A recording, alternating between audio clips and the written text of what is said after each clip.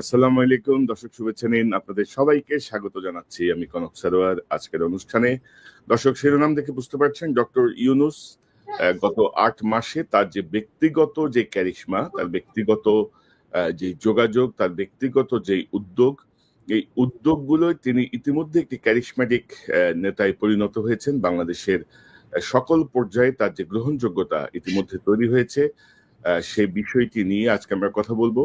কারণ ডক্টর ইউনূসের এত পজিটিভ এবং এত ক্যারিশম্যাটিক বিভিন্ন সিদ্ধান্তের পরও এবং সাফল্যের পরও বাংলাদেশের এক শ্রেণীর মিডিয়া এই বিষয়গুলোকে নিয়ে খুব বেশি আলোচনা করছে না। সাধারণ মানুষের মুখে মুখে ছড়িয়ে পড়ছে সবকিছু। তো এই বিষয়গুলো নিয়ে আজকে আমরা একটু কথা বলবো, সার্বিক পরিস্থিতি নিয়ে একটু কথা বলতে চাই। আমার সঙ্গে যোগ দিচ্ছেন আপনাদের অত্যন্ত প্রিয় মানুষ, কোনো বিশেষণহীন ভাবেই ডাক্তার পিনাকি ভট্টাচার্য। যদি তিনি লিখেন না, পিনাকিদা আপনাকে স্বাগত। স্বাগত। এবং আমার সঙ্গে যোগ দিচ্ছেন আপনাদের আরেক প্রিয় মানুষ ইলিয়াস হোসেন। ইলিয়াস, স্বাগত জানাচ্ছি আপনাকে। আসসালামু আলাইকুম। তো দাদা, আসলে এই ধরেন ডক্টর ইউনূসের যে ক্যারিশমা গত ৮ মাসে আমরা দেখছি আর কি, প্রত্যেকটা জায়গায় যে সাফল্য, এক সপ্তাহ মানে সর্বশেষ তো ধরেন এক সপ্তাহের মধ্যে চীনের প্রেসিডেন্ট, ভারতের প্রধানমন্ত্রী, সব মিলায় উনি তো মোটামুটি মেসাকার করে ফেলছে আর কি। সবাই বলতেছিল যে নরেন্দ্র মোদী হয়তো দূরে সরে যাবে, কথা বলবে না, গুরুত্ব দিবে না, আনইলেক্টেড ইত্যাদি ইত্যাদি অনেক রকমের প্রচারণা আমরা দেখলাম। তো সকল শত্রুর মুখে ছাই দিয়ে মোটামুটি ডক্টর ইউনূস তার আপন মহিমায় ক্রমাগত উজ্জ্বল হয়ে উঠছেন।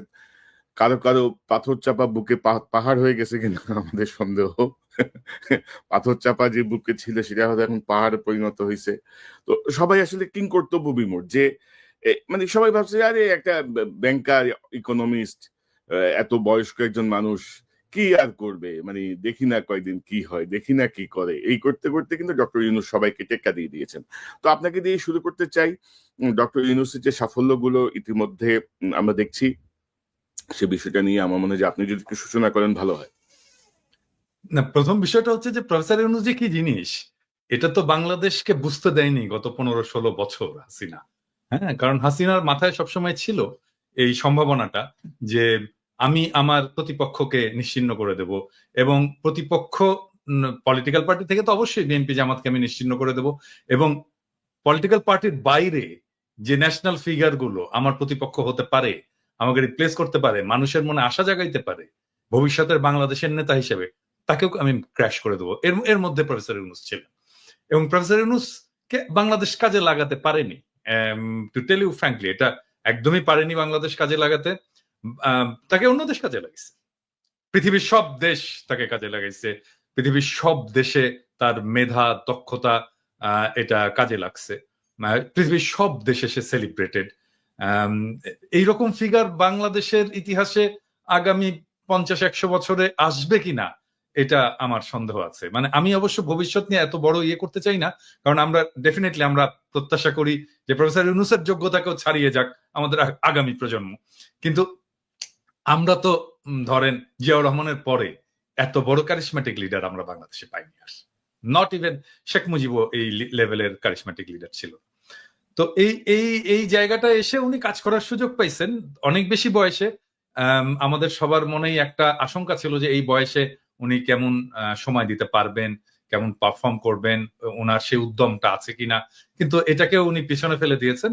উনি একেবারে তরুণদের মতোই একই গতিতে উনি দৌড়ে যাচ্ছেন, এবং মাত্র 8 মাস। আজকের ভিডিওতে আমি বলছি যে প্রফেসর ইউনূস যেদিন ঈদের মাঠে হাত যারা ছুঁইতে পারছে, তারা সবাই বলছে যে স্যার আর 5 বছর 5 বছর। কেন সবাই এরকম আহ্বান জানাচ্ছে, আকুতি জানাচ্ছে?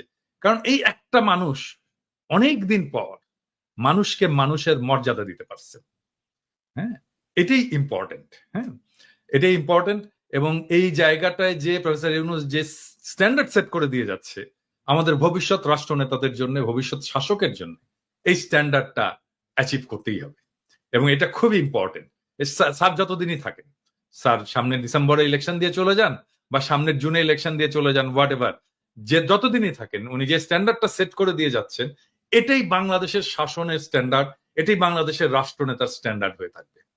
এবং এখানেই এই পুরনো রাজনীতিবিদদের আতঙ্ক, ভয় যে আমরা তো আসলে পারবো না এটা করতে, আমাদের এই মেধা, এই যোগ্যতা, এই ভিশন এটা তো নাই। সেই জন্যই যত কম ছোট করা যায় ওনার শাসনকালটাকে, এবং যত তাড়াতাড়ি ওনাকে ডিসক্রেডিট করে বের করে দেওয়া যায় এই চেষ্টা হয়েছে। এবং এটা সম্ভব হবে না এই কারণেই যে বাংলাদেশের মানুষ প্রফেসর ইউনূসের পাশে দাঁড়িয়ে গেছে।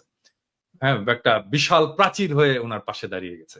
এবং উনি বিপ্লবের কেউ ছিলেন না, কিন্তু উনি বিপ্লবে পার্টিসিপেট করেননি।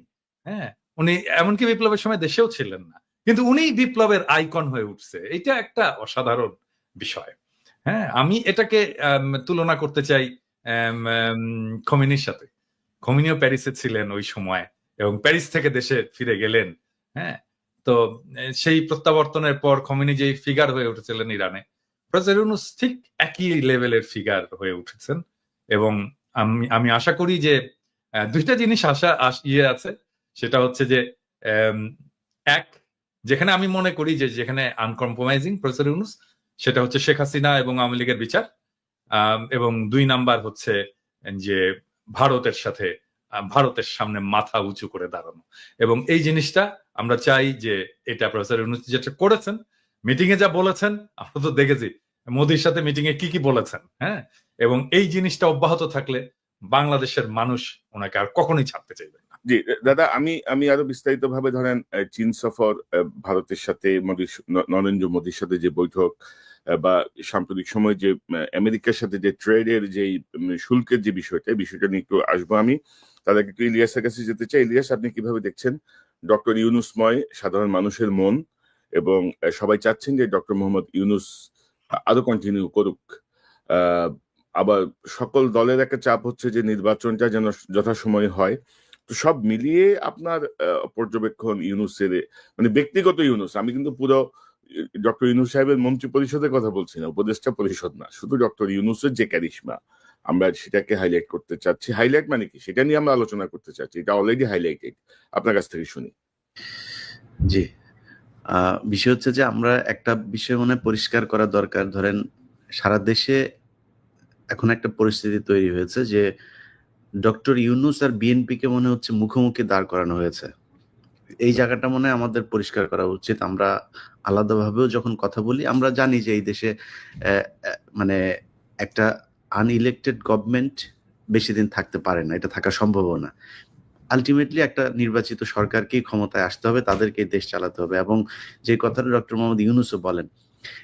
কিন্তু পরিস্থিতিটা এখনকার যে অবস্থা, ধরেন আমাদের স্বাভাবিক নির্বাচন হয় নাই, স্বাভাবিকভাবে দেশ চলে নাই, এখনো পর্যন্ত যদি আওয়ামী লীগের বিভিন্ন ফেসবুক, তাদের যেই প্রোপাগান্ডা সেলগুলো আছে, এবং ইন্ডিয়া তো সরাসরি তাদের হয়েই কাজ করছে, তাদের মূল টার্গেট হচ্ছে বাংলাদেশে ধরেন একটা জায়গায় যদি একটা ছোট মানে কোন একটা জনসমাবেশ হয়, সেখানে অন্তত 50% মানুষের মাথায় টুপি থাকবে। আর এটা আমাদের দেশের মানুষ যেহেতু মুসলমান, তারা মাথায় টুপি পরে, এটা আমাদের মানে একটা মানে ওই দেশের কালচার। এটা যে ধর্মীয় পোশাক তাই না, আমাদের কালচারে, আমাদের সংস্কৃতিতে পরিণত হয়েছে। এটাকেও তারা নিয়ে তারপরে ফেসবুকে পোস্ট করছে, করে তারপরে দেখাচ্ছে যে আমি জানি না, এখানে হতে পারে কেউ কেউ মানে কালো পতাকার ভেতরে লা ইলাহা ইল্লাল্লাহ মুহাম্মাদুর রাসূলুল্লাহ লেখা তো আর নিষেধ না, বাট এটা যেহেতু একটা জঙ্গি সংগঠন, এটা কাদের তৈরি কি সে আলোচনায় আর যাচ্ছি না, একটা জঙ্গি সংগঠনের নাম দেয়া হয়েছে, আমরা সেটা থেকে মানে বিরত থাকাই মনে হয় ভালো। তারপরেও যদি নাকি তারা কেউ করে থাকে, কিংবা কোনো এজেন্সি যদি নাকি এটাকে উদ্দেশ্য প্রণোদিত ভাবে করে থাকে, সেটা করে থাকতে পারে, কিন্তু আমাদের উদ্দেশ্য কি, আমরা কি আসলে আফগানিস্তান হইতে চাই, আমরা কি পাকিস্তান হইতে চাই, আমরা কি আইএসআই হইতে চাই না, আমরা তো কোনো জঙ্গি সংগঠনের সাথে না, আমরা চরমপন্থী না, কখনোই না। অথচ এইটাকে তারা পুঁজি করে সেই ছবিগুলোকে নিয়ে নিয়ে বিভিন্ন জায়গায় দেখানোর চেষ্টা করছে যে বাংলাদেশ হচ্ছে ইসলামী চরমপন্থীদের দখলে চলে যাচ্ছে। এটা যদি আপনি কয়েকটা সিকোয়েন্সে যদি ভাগ করেন, দেখেন ঈদের আগের দিন প্রথম আলোর একটা নিউজ ছিল, আপনাদের কারো চোখে পড়েছে কিনা জানি না, আমিও দেখিনি, আমাকে একজন পাঠিয়েছে, একজন সাংবাদিকই পাঠিয়েছেন, তিনি দেখলাম যে সেখানে আজ চাঁদ দেখা গেলে কাল ঈদ। এটা হচ্ছে ইয়েটা আমি কনক ভাইকে এটা পাঠাতে চেয়েছিলাম। তো সেইখানে একটা ব্যানার আছে, ব্যানারের পেছনে অনেকগুলো মানুষ, সেই মানুষগুলোর সাথে আপনার একটা কুকুরকে দিয়ে দেওয়া হয়েছে। আচ্ছা, আপনি আমাকে বলেন যে প্রথম আলোর ঈদের দিনের ইয়ের সাথে এই যে এই এই এই উল্টা হচ্ছে হয়ে গেছে, উল্টা হয়ে গেছে। আমাকে একটু করতে হবে। আচ্ছা, তো এখন ধরেন, আচ্ছা এই হচ্ছে ইয়েটা, দেখেন এই যে কোন একটা কুকুর ঈদ মোবারকের নিচে, কুকুর না গরু? ঠাকুর। হ্যাঁ কুকুর, আচ্ছা গরুর তো শিং থাকবে, কুকুর একটা, আচ্ছা। তো এটা এখানে দেওয়া হয়েছে। আচ্ছা, এরপরে তারা আরেকটা নিউজ করেছে, এই ঠিক ঈদের আগে দিয়েই নিউজ করেছে যে ওই কাপাসিয়াতে এক মুসল্লিরা, তাদের শিরোনামটা হচ্ছে নাটক বন্ধ করে দিল মুসল্লিরা। আচ্ছা, মুসল্লি মানে কি? বাংলাদেশে যারা নামাজ পড়ে তারা সবাই মুসল্লি, মানে মসজিদে নামাজ পড়তে গিয়েছে তারাই, তাদেরকে মুসল্লি বলা হয়। তার মানে মুসল্লি ইনডিরেক্টলি সে এটাই বোঝাচ্ছে যে মুসলমানরা হচ্ছে গিয়ে নাটক বন্ধ করে দিল। বাংলাদেশের মানুষ, আরে ভাই এই দেশ এরকম এক জায়গায় গিয়ে পৌঁছেছে পর্ন জোর করে সরকারিভাবে বন্ধ করতে হয়। তো পর্ন সাইট আপনি বন্ধ করার জন্য সরকারিভাবে সেই দেশে আপনি বলছেন যে এই দেশে নাটক চলতে দেয় না? সারাদিন নাটক সিনেমা দিয়ে ভরপুর, নাটক নাকি চলতে দেয় না, নাটক বন্ধ করে দিয়েছে। প্রথম আলো এই নিউজ করেছে। আচ্ছা, নিউজ করার আগে আর পরের মানে ঘটনা, যেই দেশের প্রাইম মিনিস্টার পর্যন্ত নাটক করে, হ্যাঁ এবং এত বেশি নাটক করে যে আমাদেরকে বলতে হয় নাটক কম করো প্রিয়, হ্যাঁ, সেই দেশের নাটক নাটক চলে না। এখন নাটক চলে না, তো এই ঠিক না। বিষয়গুলো যদি সবই করেন, এখন মানুষ তো রিয়েক্ট করে নাই, যেটা 2007 সালে প্রথম আলো করেছিল, সেই এক কার্টুন দিয়ে তারপরে মুসলমানদেরকে ঝাঁপায় তারপরে রাস্তায় নামালো, নামানোর পরে তারপরে এই যে 15 বছর সেই প্রথম আলোর কার্টুনের চললো বাংলাদেশ। সারা পৃথিবী জানলো যে এই দেশ মুসলমানদের ইয়েতে চলে যাচ্ছে, চরমপন্থীরা দখলে নিচ্ছে। ঈদের আগেও আপনি যদি চ্যানেলের জিল্লুর যে বক্তব্য, জিল্লুর হঠাৎ করে বলে বসলো যে এই দেশে নাকি বিশাল চরমপন্থী। জিল্লুর, তোমার সেই জঙ্গি হামলা কই? ঈদের পরে না বলে জঙ্গি কোথায় কোথায় জঙ্গি হামলা হবে জিল্লুর সেটাও বলে দিল। তো জিল্লুর যে কাদের লোক, এই চিপ রেটের বিদেশি এজেন্সিদের এজেন্ট, এদের থেকে সাবধানে থাকতে হবে আমাদের। কিন্তু কথা হচ্ছে জিল্লুর আসলে কাদের পারপাস সার্ভ করে? মানে জিল্লুর তো আগে আমেরিকান পয়সায় চলতো, এখন তো আমেরিকান পয়সা বন্ধ। নাই, এখন জিল্লুরের পয়সাটা কোত্থেকে আসছে এটা একটু আমাদের জানা দরকার। তো জিল্লুরকেও বলতে হবে। হ্যাঁ, এখন পাশের তাই না? থেকে, হ্যাঁ, পাশের থেকে, এখন তো পাশের থেকে সেটা তো মানুষদের জানা দরকার। হ্যাঁ, যে আসলে তো আমেরিকান ফান্ডিং বন্ধ, তো সবার বন্ধ, যারা পাইতো এনইডি ফেনিডি ইত্যাদি ইত্যাদি সবকিছু ট্রাম্প দিছে একেবারে বন্ধ করে। এখন জিল্লুরের পয়সা কোত্থেকে আসে এটা জিল্লুরকে বলতে হবে। জিল্লুরের এনজিও কি দিয়ে চলে, কার পয়সায় চলে, তাহলেই সব বোঝা যাবে কার কি কোথায় বাধা আছে। তো এই ন্যারেটিভ থেকেই দেখেন, জিল্লুরের গলার জোর কোথায় থেকে আসে ওটা আমরা জানি। এইখান থেকেই কিন্তু শুরু হয়েছে। আপনি দেখেন এক এক করে প্রথম আলো এইদিকে এইভাবে উস্কাইতে যাচ্ছে, জিল্লুর আবার ওইদিকে খাতা কলম সামনে নিয়ে 5-6টা পৃষ্ঠা নিয়ে তার কাছে বিভিন্ন দেশের এজেন্সিরা তাকে তথ্য দিয়েছে, তিনি হচ্ছে জেনেছেন বাংলাদেশে একটা এবং কিভাবে হামলা হবে। আমি আমার আগের ভিডিওতে এই কথাগুলো বলেছি যে কোর্টে হামলা হবে, আগের মতো সেই জেএমবির মতোই নাকি কোর্টে হামলা হবে। তো জেএমবির হামলা কোর্টে সারা দেশে 500 জায়গায় করেছে কারা? করেছে। তার মানে জিল্লুর রয়েদের লোক, এটা সে নিজে প্রমাণ করলো। মানে ছায়ানট, এই হামলা সব তাদের হামলা। আমরা ইলিয়াস আমরা শুনি, মানে প্রথম এটা হচ্ছে যে এজেন্সির গোয়েন্দা রিপোর্ট কার কাছে আসে? হ্যাঁ, কার কাছে? আমাদের কাছে আসে? আসে না, ওর কাছে আসে কেন গোয়েন্দা রিপোর্ট? তো এবং সেটা কোন দেশের? যে দেশ থেকে ফান্ড পাচ্ছে, ইন্ডিয়া। ফান্ড তো বন্ধ, আমেরিকান ফান্ড তো বন্ধ। তো এই হচ্ছে অবস্থা। তারা যে চেষ্টাটা করেছিল সেটার কিছুটা প্রতিফলন আবার নিউ ইয়র্ক টাইমস তাদের নিউজ করেছে, বাংলাদেশে ইসলামপন্থীদের করেছে। বাংলাদেশ ইসলামপন্থীদেরই দেশ, এই দেশে ইসলামের পন্থীরা যা চায় সেইভাবেই চলবে। এটা তো খ্রিস্টানের দেশ না, এটা তো ইহুদির দেশ, এটা হিন্দুদের দেশ না, এই মুসলমানদের দেশ। তো মুসলমানরা যেমন চায় তেমনি চলবে। আপনার কোন দেশ আছে যে যেখানে আপনি যদি গণতন্ত্র মানেন, তো মুসলমান যদি চায় যে আমার দেশ, আজকে তারা যদি বলে এই দেশ শরিয়ায় চলবে, শরিয়ায় চলবে। এই দেশ না আমার ওপেন সেক্স কান্ট্রি হবে, সমস্যা কি? যা চায় তারা তাই হবে। তো যাই হোক, এই বিষয়গুলো নিয়ে তারা চাচ্ছে বিদেশিদের আবার ফের সে আগের মতো ইনভলভ করতে। এখন সমস্যাটা যেটা, সেটা হচ্ছে যেটা নিয়ে আমরা আজকে আলোচনা করছি, ডক্টর মোহাম্মদ ইউনূসের। ডক্টর মোহাম্মদ ইউনূস এই চীনের যেই সফরটা, শেখ হাসিনাকে ইন্ডিয়াতে গেলে কাদেরকে দিয়ে, বাইজি টাইজিদেরকে দিয়ে বরণ করতো আমরা দেখেছি, ঢোল তবলা দিয়ে, তারপরে নেচে গেলে শেখ হাসিনা নিজেও ডান্স করেছেন, এগুলো দিয়ে বরণ করতো। একটা ছোট্ট মন্ত্রীকে পর্যন্ত পাঠায় নাই, উপমন্ত্রী, মন্ত্রণালয়ের কর্মকর্তা, এদেরকে দিয়ে তাকে রিসিভ করাইতো। আমার বিশ্বাস করেন, মানে অন্তরটা একদম ভরে গিয়েছে যখন দেখলাম মোদি সহ পুরো ভেতরে থাকা লোকগুলো সব দাঁড়িয়ে গেল, ইউনূস ঢুকলো, মনে হলো আমেরিকার প্রেসিডেন্ট ঢুকলো অন্যান্য কয়েক দেশের, তাও সেই মানে বড় কোনো দেশ না, ওই D8 ওই টাইপের দেশ না, মনে হলো যেন এই আসিয়ান টাসিয়ান এই টাইপের কোনো সংস্থার ভেতরে আমেরিকান প্রেসিডেন্ট এসছে, তিনি আসার পরে সব দাঁড়ায় গেল, এরকম ভাবে তাকে সম্মাননা দেওয়া হলো। এটাকে নিয়ে আওয়ামী লীগের লোকজন নানান ধরনের তুচ্ছ তাচ্ছিল্য করে কথা বলার, অথচ ওনাদের নেত্রী বাথরুমের চিপায় ওই কার্পেট মানে করে ক্রস করে মাটি দিয়া খালি পায়ে দৌড় দিয়ে আসা চেষ্টা করেছে সাথে একটা ছবি তোলার জন্য। কত নাটক আমরা দেখেছি এই দেশে, ইউনূসকে তাদের ভাল লাগে না। তা আমার বক্তব্যের প্রথম পার্টটা আমি এটা দিয়ে শেষ করতে চাই, আমরা ইউনূসকে এই দেশে বিএনপির মুখোমুখি দাঁড় করাইতে চান। আলটিমেটলি এই দেশে নির্বাচন হবে, আমার মনে হয় নির্বাচন হলে তো বিএনপি ক্ষমতায় আসবে হয়তোবা, যদি জনগণ ভোট দেয়। কিন্তু এই মুহূর্তটা আমার মনে হয় ইউনূসকে দরকার, কারণ দেশের একটা স্টেবল পরিস্থিতিতে যাওয়া পর্যন্ত এই জঙ্গি নাটক টাটক এইসব, এই অর্থনৈতিক যে একটা মন্দা চলছে, এগুলো থেকে বের হওয়ার জন্য ইউনূসকে দরকার। এবং আমার ব্যক্তিগত মতামত, আমি মনে করি বিএনপি যদি ক্ষমতায় আসেও, যদি ইউনূস রাজি থাকে, ওনাকে প্রেসিডেন্ট বা কোনো একটা পদ তৈরি করে তারপর রাখা উচিত, যেটা একটা মেন্টর হিসাবে কাজ করবে, মানে সর্বোচ্চ সম্মানের একটা জায়গায় থাকবে। যে যেমন ধরেন ব্রিটিশ রানী এখনো পর্যন্ত রানী, তার তো কোনো পাওয়ার নাই, কিছুই নাই, কিন্তু তারপরও তার সম্মান সবার চাইতে উপরে, ওরকম ভাবে রাখা যাইতে পারে। এটাতে আমাদের আন্তর্জাতিকভাবে ইউনূসকে যেই অবজ্ঞা করা হয়েছে, তাকে আমরা এতদিন ধরে, যেটা দাদা বলেন, কাজে লাগাইতে পারি নাই, আমরা মনে হয় তাকে পুরোপুরি কাজে লাগাইতে পারি।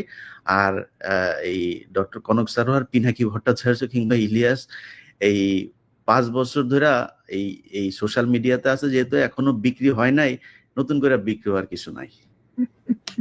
ইলিয়াস, আমি অন্য প্রসঙ্গে যাওয়ার আগে আপনি যে কথাটা বললেন, অনেকে দর্শকদের অনেক স্মৃতি থেকে ছুটে গেছে, এটা দেখতেছে আমার কাছে এখানে আছে, যে শেখ হাসিনার এই যে ঘাটের উপর দিয়ে হেঁটে যে বাইডেনের কাছে যাওয়ার এই যে মনোযোগ আকর্ষণের যে চেষ্টা, হ্যাঁ, এইটা একটু এই দর্শকদেরকে একটু আবার দেখাই দিলাম আর কি, যে তাদের প্রিয় নেত্রী হাসিনা, আওয়ামী লীগের প্রিয় নেত্রী কি না করছে ক্ষমতায় টিকে থাকার জন্য, তাই না, মনোযোগ আকর্ষণের জন্য নানাভাবে আর কি। তো তো দাদা, এই যে আমরা তো আপনার কাছ থেকে একটু জানি যে সাম্প্রতিক সময়ে কিন্তু এই যে মার্কিন যুক্তরাষ্ট্রের যে ট্যারিফ শুল্ক, এটা কিন্তু আমার মনে হয় যে আমি নন টেকনিক্যাল পার্সন, কিন্তু এট এ গ্ল্যান্স আমার দেখে মনে হয়েছে যে এটা সমাধান করা খুব বেশি কঠিন কিছু না। অলরেডি তারা মিটিং করেছেন এবং সিদ্ধান্ত নিয়েছেন, বেশ কিছু ইফেক্টিভ সিদ্ধান্ত আমার মনে হয়। কারণ প্রেসিডেন্ট ট্রাম্প কিন্তু যেই দেশ যত শুল্ক নিচ্ছে তার 50% তাদের উপর ইম্পোজ করে দিচ্ছে। তো আমার মনে হয় যে এটা সমাধান করা বাংলাদেশের জন্য খুব কঠিন কিছু হবে না। তো সার্বিকভাবে আপনি চীন সফর, ইন্ডিয়ার প্রাইম মিনিস্টারের সঙ্গে বৈঠক এবং এই যে ট্যারিফ, এটা নিয়ে যদি একটু সংক্ষেপে যদি আপনার বিষয়টা বলেন, দর্শকদের জন্য একটু বুঝতে সুবিধা হবে যে আপনার। আমরা অনেকদিন আগে থেকেই বলে আসতেছি যে গ্লোবাল ইকোনমি সেন্টারটা শিফট হয়ে যাবে চায়নাতে, মানে আমাদের অঞ্চলে, এবং আমাদের প্রক্সিমিটির কারণে চায়নার এই গ্রোথ এবং এই গ্লোবাল ইকোনমির লিডারশিপের সুবিধা নিয়ে আমরা আমাদের অর্থনীতিকে নতুন করে গড়ে তুলতে পারি এবং আমরা চীনের সাথে সাথে আমাদের গ্রোথটাকে অ্যাডভান্স করতে পারি। সেজন্য চীনের সাথে আমাদের খুবই ভালো একটা সম্পর্ক, অর্থনৈতিক, রাজনৈতিক, বাণিজ্যিক সম্পর্ক, সামাজিক সম্পর্ক এবং পিপল টু পিপল যে সম্পর্ক, সেটাকে আমরা গড়ে তুলতে পারি। এবং সেই জন্য আমি বাংলাদেশের তরুণদেরকে আজ থেকেই বলি যে, যেমন ধরেন আমাদের আগের জেনারেশন যেটা ভুল করেছে আর কি, সেটা হচ্ছে ইংরেজি না জানা। ইংরেজি থেকে দূরে থাকার কারণে আমরা গ্লোবাল কমিউনিটির সাথে সেভাবে মিশতে পারিনি। এবং এখন যে সুযোগটা আসছে, আমাদের চাইনিজ জানতে হবে। মানে আমাদের না জানলেও চলবে চাইনিজ, কিন্তু আমাদের পরের যারা প্রজন্ম তাদেরকে চাইনিজ জানতে হবে, ম্যান্ডারিন জানতে হবে, ভালো চাইনিজ জানতে হবে, যদি আমাদের সত্যিকার অর্থেই এই ইকোনমিক গ্রোথের সাথে আমাদেরকে এক পার যেতে হয়। এটা হচ্ছে নাম্বার 1 ইস্যু। নাম্বার 2 ইস্যু হচ্ছে যে পৃথিবী আর আগের হিসাবে তো আর চলবে না। মানে ধরেন এই 70 দশকের আগের হিসাবে চলবে না। এখন গ্লোবাল ইকোনমি এবং পলিটিক্স এর সেন্টার অনেকগুলো জায়গায় হবে। আমেরিকার অর্থনৈতিক কর্তৃত্ব কমবে, কিন্তু স্টিল তার পলিটিক্যাল কর্তৃত্বটা থাকবে গ্লোবালি। আমাদের আমেরিকার সাথে একটা সম্পর্ক রাখতে হবে লং টার্মে, এবং সেটা কিভাবে রাখা যায় সেটা নিয়ে আমি একটা ভিডিও করেছি, যে কৃষিভিত্তিক যে সমস্ত রাজ্যগুলো আছে তার সাথে আমাদের বাণিজ্য বাড়ানো, এবং এটা যদি বাড়ে তাহলে আমাদের ট্যারিফ এমনিতেই কমবে। হ্যাঁ, আমি তখনও জানতাম না যে ট্যারিফ ইম্পোজ হচ্ছে। তো এটা যেদিন ট্যারিফ ইম্পোজ হলো তার 2 দিন আগে বোধহয় আমি করেছিলাম। তো আমাদের যদি আমদানি বাড়ে আমেরিকা থেকে, আমাদের ট্যারিফ, রিসিপ্রোকাল ট্যারিফ এমনিতেই কমে যাবে। এটা নাম্বার 1। আর নাম্বার 2 হচ্ছে যে এটা মাঝে মাঝে বলি আর কি, যে আমার পেশার একটা গুরুত্বপূর্ণ অংশ হচ্ছে প্রবলেম সলভিং, মানে আমি যে কাজটা করি আর কি, সমস্যার সমাধান করা আর কি। সেই জন্য আমি আমার এপিসোড গুলোতে খুব অনেক প্রবলেমের খুব মানে out of the box solution দিই। এবং এই ট্যারিফ বাড়ানোর ফলে আমাদের সামনে একটা ইউনিক অপরচুনিটি তৈরি হয়েছে। আমি এইখানে এটা বলতে চাচ্ছি না কারণ এই জন্য না যে চাই না সেটা না, আমি একটা এপিসোড করেছি কারণ এটা এক্সপ্লেন করতে হবে যে আসলে কি করা যায় এবং কি করলে এই প্রবলেমটাকে আমি অপরচুনিটিতে শিফট করতে পারি। মানে বিজনেসে আমরা যা করি আর কি, যে প্রবলেম আমরা অ্যান্টিসিপেট করি আগে, এবং এই প্রবলেমটাকে কিভাবে আমি সুযোগ হিসেবে ব্যবহার করতে পারি, এটাই বিজনেসের মূল আর কি। কি বলবো এটা কি, তো যেহেতু আমি বিজনেসের লোক, আমার মাথায় ওইটাই সবসময় ঘুরতে থাকে যে সমস্যা কি হতে পারে, এটাকে আমি কিভাবে অপরচুনিটিতে শিফট করতে পারি। এই প্রবলেমটা আমাদের যে কি সিরিয়াস একটা অপরচুনিটি না, আমি কিন্তু খুবই হ্যাপি। এবং এইটার জন্য যেই সিদ্ধান্তটা নিতে হবে, এটাতে প্রফেসর ইউনূসকে নিজেকে ইনভলভ হতে হবে, শুধু নিজেকে না, আর একটা সিনারিও এভালুয়েশন করতে হবে এবং এটার জন্য ইন্টারন্যাশনাল এজেন্সিকে কাজে লাগাতে হবে। যেমন ধরা যাক বিসিজি বা পিডব্লিউসি, এদেরকে ইনভলভ করতে হবে। করে আমরা যদি মোটামুটি 1-1.5 মাসের মধ্যে আমরা যদি সমস্ত অ্যানালাইসিস কমপ্লিট করে একটা ফার্ম ডিসাইসিভ ডিসিশন নিতে পারি, তাহলে বাংলাদেশের চেহারা পাল্টে যাবে, জাস্ট যদি এই ট্যারিফটা এরকম থাকে। হ্যাঁ, তো এটা কালকে আসবে সম্ভবত এপিসোডটা। এবং আমি বাংলাদেশের মানুষদেরকে বলবো আর কি, জনগণকে বলবো যে দেখেন, পৃথিবীতে কোনো সমস্যা না, হ্যাঁ, যদি আমরা সিচুয়েশনটাকে খুব ভালোভাবে ইন্টেলেকচুয়ালি অ্যানালাইসিস করতে পারি এবং তার ভিত্তিতে আমি একটা অ্যাকশন নিতে পারি। এবং বাংলাদেশে এত ব্রাইট ছেলেরা আছে না ইয়াং জেনারেশনে, যে এদের সামনে কোনো সমস্যা হয়ে থাকবে না। হ্যাঁ, আমরা তো বুড়া হয়ে গেছি, ধরেন আমাদের চিন্তা হয়তো একটু পুরনো হবে, কিন্তু আমরা যদি একটু ধরে দিতে পারি যে কোন রাস্তায় যেতে হবে, হ্যাঁ, তাহলে দেখবেন যে আরো ইনোভেটিভ সলিউশন বের করে ফেলে দিতে পারবে আমাদের। তবে দাদা, আমি দাদা মনে করি যে ধরেন আমরা ধরেন ইন্ডিয়া থেকে যে চাল, গম বা এই জাতীয় খাদ্যশস্য আমরা যে আমদানি করি, এগুলো ইন্ডিয়া থেকে বন্ধ করে আমাদের আমেরিকা কেন্দ্রিক হওয়া উচিত। তাহলে কোয়ালিটিও বাড়বে। মানে আমাদের মানে ইন্ডিয়ান ডিপেন্ডেন্সি থেকে বের হয়ে আসাটা খুব জরুরি আমাদের জন্য। এবং গত এই 54 বছরে ইন্ডিয়ার যেই আধিপত্য আমরা বাংলাদেশিদের উপর দেখছি আর কি সকল ক্ষেত্রে, তো আমার মনে হয় যে তার একটা জবাব দেওয়া উচিত। ইতিমধ্যে চিকিৎসা বন্ধ হয়ে কিন্তু অনেক মানে বাসের কাউন্টার এখন কাপড়ের দোকান হয়ে গেছে, অনেক কাপড়ের দোকান বন্ধ হয়ে যাচ্ছে, অনেক খারাপ অবস্থা। আমার মনে হচ্ছে তাদেরকে একটা শিক্ষা দেওয়া খুব জরুরি, মানে জেন্টাল ওয়েতে আর কি, যে দেখো মানে আমি যখন ভারতীয় পণ্য বয়কট আন্দোলন করছিলাম আর কি, হ্যাঁ, সেই সময় আপনারা সবাই সাপোর্ট করেছেন। মানে ওই সময় ওদের কথাবার্তা দেখলে না গায়ে জ্বলুনি উঠতো আর কি। মানে ওদের ইয়েটা কি ছিল, সেটা হচ্ছে যে আমরা তো পয়সা দিয়ে কিনে আনি রে ভাই, সমস্ত পণ্য, ইন্ডিয়ান পণ্য তো আমরা পয়সা দিয়ে কিনে আনি, ওরা তো দয়া করে আমাদেরকে দান করতেছে না। ওদের বিষয়টা হচ্ছে কি, ওদের চাওয়াটা কি, আমাদের শুধু কিনলে চলবে না, আমাদের কিনতে হবে এবং তারপর কৃতজ্ঞ থাকতে হবে, দাদা আমাদেরকে দিয়েছেন, আপনারা না দিলে তো আমরা মরে যেতাম দাদা, এইটুকু শোনে না, সেই জন্য ওদের গায়ে জ্বলুনি দেবে। এবং আমার এমন দাদা ওই দিন ওদের দেশের একটা চ্যানেলেই আপনার করতেছে, ওই যে ওই পাগলার চ্যানেল, ওই যে মলম বিক্রেতার চ্যানেলে, হ্যাঁ, ওরা উস্কাইতেছে যে কি হয়েছে, যে বাংলাদেশিরা এই যে আসে না, তো সমস্যা কি হয়েছে, আমাদের তো ওদেরকে আমাদের বন্ধ করতে হবে বাংলাদেশে আসা, ওরা এই দেশে এসে চিকিৎসা নিয়ে যায়, এই সেই। পাশের থেকে আরেকটা আবার দৌড়ে আসছে, বুঝছেন, খাওয়া হাগা সব বন্ধ করে দেবেন নাকি আমাদের? আসতে বলছেন ওদের যে অবস্থা খারাপ। আমরা দাদা যদি খালি চীন, পাকিস্তান, এদিকে 2 দেশের সাথে যদি পাকিস্তানের চিকিৎসা ব্যবস্থাও অনেক ভালো, এবং চীন যেটা আমি যে এটা দেখলাম, এখানে আপনার ওদের একটা হসপিটালের একটা ফ্লোর ওরা বাংলাদেশের জন্য ছেড়ে দিতে চাইছে, এবং চীনের মানুষের যেই চিকিৎসার যে খরচ তার চাইতে তারা কম নিবে। তারপর চিটাগাং এর সাথে একটা বোধহয় স্পেশাল ওরা একটা রুটও করতেছে ফ্লাইটের জন্য, যেহেতু আমাদের মানে স্থল পথে যাওয়ার সুযোগ নাই। এবং সেটা খুব চিপ রেটে করার জন্য এই মুহূর্তে বাংলাদেশের সাথে চীনের যে বিমানের টিকিট ভাড়া বোধহয় একটু বেশি, এটা চিপ করার জন্য ওরা একটা কাজ করতেছে, অনেকগুলো কাজ করে আসে এবং স্টুডেন্টদেরকে ওইখানে পাঠানোর জন্য আরো বেশি আমি মনে করি টেকনোলজিতে করার জন্য ওদের যেই এখানে হারবার্ড টারবার্ড যা যা আছে এমআই টেমআই এদের চাইতো আমার মনে হয় অনেক বেশি আপনার কি বলে চীনের ওদের ইউনিভার্সিটির মান কোনো অংশে কমা না, তো সেখানে পাঠানো যাইতে পারে। মানে ইলিয়াস, ধরেন যে মানে ইন্ডিয়ান দাসত্বের চেয়ে আমি মনে করি যে চীনের সাথে বন্ধুত্ব বা আমেরিকার সাথে বন্ধুত্ব অনেক বেশি গুরুত্বপূর্ণ হবে বাংলাদেশের জন্য। এবং আমরা যে চিকিৎসার জায়গাটা যেহেতু তারা জোর করে আমাদের চিকিৎসার যে অধিকার, এটা তো বিশ্বব্যাপী মানবাধিকারের অন্যতম একটা অংশ বিষয়, তাই না? সেটি যেহেতু তারা বন্ধ করেছে গারল একটা অ্যাটিটিউড করে একটা স্বৈরাচারী শাসককে রক্ষা করার নামে, মানে বিশ্বের সর্ববৃহৎ গণতন্ত্রের দাবিদার একটা দেশ, তো আমার মনে হয় যে আমাদের ওই চিকিৎসার জায়গাটায় আমরা চীনের দিকেই থাকি, পাকিস্তানের দিকে যাই প্রয়োজনে। আর আমাদের দেশে তামিম ইকবালের চিকিৎসার পরে আসলে চিকিৎসকদের প্রতি অন্যরকম একটা আস্থা বেড়ে গেছে।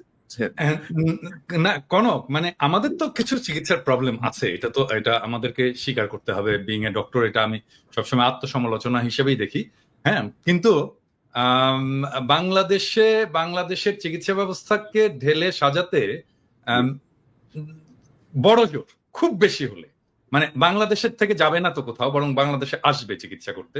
এটা করতে হলে বড় জোর 10 বছর সময় লাগবে।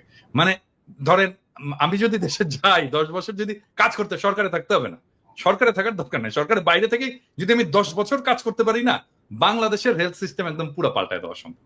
হ্যাঁ, এবং বাংলাদেশে মানুষজন বাইরে থেকে চিকিৎসা করতে আসবে। সমস্যাটা কোথায় হয় আসলে, মানে আমি বলি, মানে বিং এ ডক্টর, আমি আসলে এই জায়গাটা ডাক্তারদেরকেও আমি বলবো এটাকে করার জন্য, এটাকে হৃদয়ের সাথে উপলব্ধি করার জন্য। হ্যাঁ, একজন মানুষ যখন চিকিৎসকের কাছে আসে, সে ভয়ানক অসহায় হয়ে আসে, এবং এই সময় সে চায় চিকিৎসক আমার কথা শুনবে। অনেক কথা আছে যেটা বলে, যেটা হয়তো শোনার দরকার নাই, আমার অ্যাজ এ ডক্টর আমার হয়তো শোনার দরকার নাই, প্রাসঙ্গিক না, কিন্তু সে কথা বলতে চায়, শোনাতে চায়। হ্যাঁ, এই কথাটা শুনতে হবে, সময় গেলেও শুনতে হবে। হ্যাঁ, এবং আমি প্র্যাকটিস করি না, কিন্তু আমি যদি প্র্যাকটিস করতাম তাহলে আমি কি করতাম? আমি পেশেন্টের সব কথা বলা শেষ হয়ে গেলেও আমি বলতাম, আর কোনো সমস্যা আছে? আর কিছু বলবেন? আর কিছু? হ্যাঁ, এইরকম করে আমি শুনে নিতাম একদম শেষ পর্যায় পর্যন্ত। এবং পেশেন্টের কথা যদি শোনা যেত সমস্ত, তাহলেই দেখতেন যে আমাদের রোগীরা স্যাটিসফাইড হয়ে যেত। এটা একটা বিষয়। আর 2 নাম্বার হচ্ছে যে আমাদের হেলথের মধ্যে কিছু মাফিয়া ঢুকেছে।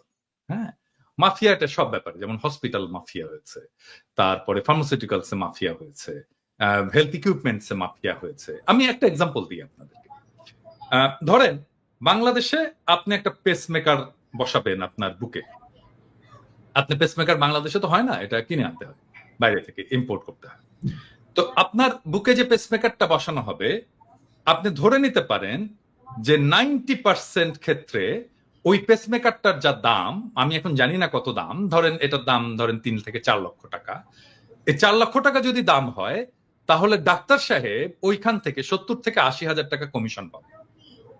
হ্যাঁ, আমার সাথে চ্যালেঞ্জ করতে এসেন না ডাক্তার সাহেবেরা এবং ডিভাইস কোম্পানিরা, চ্যালেঞ্জ করতে এসেন না, আমি একেবারে খাইয়া দিব কিন্তু। হ্যাঁ, তো তাহলে এই যে 70 হাজার টাকা গেল, এই টাকাটা তো পেশেন্টের পকেট থেকে গেল। এবং এটা তো ডাক্তারের দরকার ছিল না, কারণ ডাক্তার তো ডিভাইসের মালিক না, ডিভাইসের মালিক তো ডিভাইস কোম্পানি, ডিভাইসের একটা দাম আছে, তৈরি হয়েছে, এবং এই দামটা আমি পেশেন্টের পকেট থেকে বের করে আমি ডাক্তারকে দিয়ে দিলাম। এবং এই জন্যই বাংলাদেশের চিকিৎসা খরচটা স্কাই রকেট হয়ে গেছে। হ্যাঁ, শুধু তাই না, মানে হসপিটালে যদি আইসিইউ এ, ইন্টেনসিভ কেয়ার ইউনিটে কোনো পেশেন্টকে কোনো ডাক্তার রেফার করে, সেই ডাক্তার ওই বেডের একটা ভাড়ার অংশ পায়। হ্যাঁ, সেই জন্য ইন্টেনসিভ কেয়ার ইউনিটে যখন পেশেন্ট থাকে, বিশাল একটা বিলের বোঝা তার কাঁধে চাপে। সো এই যে হেলথ মাফিয়া যেভাবে ধরেছে বাংলাদেশের হেলথ সেক্টরকে, এইটা থেকে মুক্ত করার জন্য একটা খুব স্ট্রং অ্যাক্টিভিজম দরকার, স্ট্রং পার্সোনালিটি দরকার, যাকে আসলে খাইয়া দিতে পারবে না এই মাফিয়া ইন্ডাস্ট্রি। হ্যাঁ, দাদা সেখানে আরেকটা বিষয় জাস্ট দেশে আমি ফিরে গেলে আর কি, হ্যাঁ, মানে আমার সামনে এসে হয়তো মাস্তানি করতে পারবে না আর কি, আই বিলিভ যে এই মাফিয়া গ্রুপ। এবং এটাকে বন্ধ করতে না পারলে আপনি এই হেলথে রিফর্ম করতে পারবেন। মাফিয়াদেরকে বন্ধ করতে হবে, মাফিয়াদেরকে খাইয়া দিতে হবে, মাফিয়াদেরকে খাইয়া দেওয়ার মতো ক্ষমতা বান কাউকে এটাকে ড্রাইভ করতে হবে। হ্যাঁ, সেটা যেই করুক, হ্যাঁ, সেটা আমি তাকে সাপোর্ট দেই বা আমরা সবাই মিলে তাকে সাপোর্ট দেই বা সে নিজেই এটাকে ড্রাইভ করবে। দাদা আরেকটা বিষয় আমি জাস্ট আপনার সঙ্গে যোগ করি, ধরেন মেডিকেল রিপ্রেজেন্টেটিভ মানে যে পরিমাণ ঘুষ দেয় ডাক্তারদেরকে, গাড়ির বাড়ি থেকে শুরু করে মানে চেম্বার সাজায় দেওয়া পর্যন্ত, এবং ভালো ওষুধ কিন্তু বাংলাদেশে তৈরি হয়, খুবই ভালো মানের ওষুধ, আন্তর্জাতিক মানের ওষুধ কিন্তু বাংলাদেশ ম্যানুফ্যাকচার করে, কিন্তু এমাজা যে ডাক্তারকে ঘুষ দিয়ে মানে তার কোম্পানির ওষুধ লিখতে বাধ্য করে, মানে এই যে অনৈতিক যে কাজগুলো, আমার তো মনে হয় যে খুব রিসেন্ট যদি ধরেন এই কমিশন বাণিজ্য আর এমআরদের এই অ্যাক্টিভিটি বন্ধ করা যায়, চিকিৎসা ব্যবস্থায় ধরেন 50% একটা ডেভেলপমেন্ট আমরা দেখতে পাবো। এটা হচ্ছে কি, এটা সামগ্রিক মেধাহীনতার বিষয়। মানে আমিও তো এখানে ফার্মাসিউটিক্যাল কোম্পানিতে কাজ করি, তাই না? মানে আমাদেরকেও ডাক্তারদের কাছে যেতে হয়, আমাদেরও রিপ্রেজেন্টেটিভরা ডাক্তারদের কাছে যায়, এবং এখানে যে ধরনের রুলস এবং রেগুলেশন আছে, মানে অনেক ডাক্তার ধরেন আমার সাথে মিট করলেন, হ্যাঁ, কথা বলবেন, বা বললেন যে তোমার সাথে এই টাইমে আমি মিট করি, আমাকে অফিস থেকে রেঞ্জ দেওয়া আছে, আমি ঠিক কত টাকা খরচা করতে পারবো ওনাকে চা কফি খাওয়ানোর জন্য, হ্যাঁ, বা আমি ওনাকে কি গিফট দিতে পারবো, এটা টাকায় অঙ্কে ইয়ে করা আছে, এবং আমাকে এটা এসে ডিক্লেয়ার করতে হয় যে আমি এটা দিয়েছি ওনাকে, আমি ওনাকে এই রেস্টুরেন্টে খাইয়েছি, এই যে এত বিল, এবং এটার দাম জানেন, আমি ইয়ে বলি, দুজনকেই বলি আর কি, মানে এটা লাঞ্চ যদি করাতে হয় তাহলে এটা 18 ইউরোর বেশি না। 18 ইউরোতে লাঞ্চ হয় কোনো ইউরোপে? হয় না তো, ভালো লাঞ্চ তো হয় না, তাই না? মানে আদতে আসলে আমরা কিছু করতে পারি না, আমরা এই দেশের ডাক্তারদেরকে গিফট, স্যাম্পল, এইটা সেটা এগুলো আমরা দিতেই পারি না। আমাদেরকে করতে হয়, আমাদের ইন্টেলেকচুয়াল কাজ করতে হয়, আমাদের রিসার্চ করতে হয়, রিসার্চ ডেটা দেখাইতে হয়, এটা দেখায় কনভিন্স করতে হয়, হ্যাঁ, অন্য কিছু করার এখানে সুযোগ নাই। ওই সিস্টেমটা বাংলাদেশে ইমপ্লিমেন্ট করা সম্ভব, এবং যেহেতু এটা করতে পারছে না বাংলাদেশে ফার্মাসিউটিক্যাল কোম্পানিগুলো, সেই জন্য তারা ডাক্তারকে যে টাকা দেয়, মাসোহারা দেয়, মানে মাসে মাসে খাম দেয়, হ্যাঁ। এরকম এটা কিরকম জানেন, মানে এটা বলি না, এটা যারা শুরু করেছে, যারা এটা ইয়ে করেছে, এইরকম একটা কোম্পানির একজন সেলস ম্যানেজার আমার কোম্পানিতে চাকরি শুরু করলো আর কি, হ্যাঁ।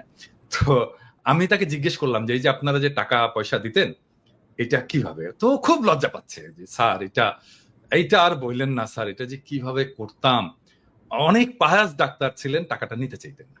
তখন আমরা একটা টেকনিক করতাম। কি টেকনিকটা হচ্ছে আমি যে বলতাম, ডাক্তার সাহেব এটা তো আপনার কাছে আসতোই, হ্যাঁ, ডায়াগনস্টিকেরও কিন্তু একই জিনিস, ডায়াগনস্টিক যে টেস্ট হয় সেটারও একই জিনিস, ডাক্তার সাহেব এটা তো আপনার কাছে আসতোই, হ্যাঁ, এটা আমার কাছে এসছে থাকবে, হ্যাঁ, এটা কাজ করি ডাক্তার সাহেব, আপনি একটা এতিমখানায় দিয়ে দেন, আপনার হয়ে আমরা দিয়ে আসবো ওখানে, হ্যাঁ।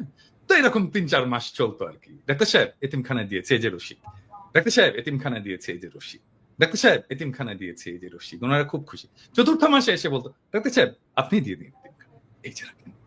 বুঝতে পারছেন, মানে এই যে শিফট, এই যে আস্তে আস্তে আস্তে আস্তে আস্তে আস্তে তাকে সেন্সিটাইজ করে, শিফট করে, তাকে করাপ্ট করে ফেলা, এই করাপ্ট প্র্যাকটিসের মধ্যে ঢুকিয়ে ফেলা, এটা করেছে বাংলাদেশের ইন্ডাস্ট্রি, এই হেলথ ইন্ডাস্ট্রি। এবং আপনি তো দাদা ওইটা তো জানেন না, এখন চিকিৎসকদের প্রেসক্রিপশন ছাপায় দেয় এমআর মানে ওষুধ কোম্পানিগুলা, এবং যেটা নিচে এরকম একটা কার্বন পেপার থাকে, কি প্রেসক্রিপশন লেখা হচ্ছে ওইটা শেষ হওয়ার পরে জমা দিতে হয়। মানে এইটা তো মাইর ছাড়া উপায় নাই, অবস্থাটা ছাড়া উপায় নাই, ধরে ওই কোম্পানিকে ধরে ওই কোম্পানির মালিককে একদম সপাং করে মাইর দেওয়া উচিত, গুলিস্তানে কামানের উপরে দাঁড় করায়। যে কোম্পানি এটা করেছে সেই কোম্পানির মালিককে অথবা মার্কেটিং ম্যানেজারকে। এখন এই প্রসঙ্গে আপনারা বলতে পারেন যে দাদা আপনি তো বাংলাদেশে ফার্মাসিউটিক্যাল কোম্পানিতে কাজ করেছেন, ইন্ডাস্ট্রিতে কাজ করেছেন, এই ধরনের কাজ কি আপনি করেছেন? মানে এই রকম কাজ আর কি না, আমি করিনি। আমার কোম্পানিতে কাজ করেছে এরকম অনেক লোক আছে এখন, হ্যাঁ, মানে অ্যাটলিস্ট আপনি বাংলাদেশের ইন্ডাস্ট্রিতে খোঁজ করলে আমার D16 কাজ করেছে, আমি ধরেন লাস্ট তো কাজ করেছি D16 2010 থেকে 18 পর্যন্ত, 8 বছর D16 কাজ করেছে। সেই সময় ধরেন এখন আপনি প্রায় 300 লোক পাবেন যারা D16 কাজ করে এসছে, যে কারোর সাথে কথা বলতে পারেন, এনিওয়ান। নরমালি তো যে প্রেসক্রিপশন নিয়ে ডাক্তারের চেম্বার থেকে বের হলে ওষুধ কোম্পানির লোকজন দেখতে চাইতো যে প্রেসক্রিপশনটা একটু দেখি ডাক্তার সাহেব কি ওষুধ লিখছে। পরে তারা ডাক্তারকে আর ট্রাস্ট করলো না, মানে এত ঝামেলায় গেল না, তার প্রেসক্রিপশনের বই ছাপাই দিছে, যা লিখবেন কপি থাকবে, আমি জাজ করবো যে আপনি এটা রোগীদেরকে বলতে চাই, প্রেসক্রিপশন হচ্ছে অত্যন্ত প্রাইভেট একটা বিষয়। প্রপার্টি, হ্যাঁ, অত্যন্ত প্রাইভেট রেকর্ড, এবং এইটার ছবি তোলা অন্য কাউকে দেখতে চাওয়া এক্সেপ্ট ফার্মাসিস্ট, এটা আইনত নিষিদ্ধ, আইনত নিষিদ্ধ। হ্যাঁ, এবং এই আইনটাকে এনফোর্স করতে হবে, এটা বাংলাদেশ সরকারকেই করতে হবে, স্বাস্থ্য মন্ত্রণালয়কেই করতে হবে এটা। হ্যাঁ, এবং এই মাফিয়াদেরকে যদি এখনই চেক না করা যায়, তাহলে এটা পরে এত বড় মাফিয়া হয়ে যাবে যে কেউ এটা সামনে আর দাঁড়াতে পারবে না। এবং আমি এই প্রসঙ্গটা আসতে ভালো হয়েছে আপনি যদি বলেন যে এই যে কমিশন আপনার এমআর এর বাইরে হচ্ছে প্রাইভেসি। মানে আপনি দেখেন যে আমাদের যে সাবেক উপদেষ্টা নাহিদ ইসলাম সিলেটে একটা হসপিটালে পায়ে ব্যথা পেয়ে চিকিৎসা নিল, আমি মানে একটু পরেই দেখলাম যে হসপিটাল কর্তৃপক্ষ তার এই যে প্রেসক্রিপশন থেকে শুরু করে এক্স-রে রিপোর্ট পর্যন্ত সব পাবলিক করে দিছে।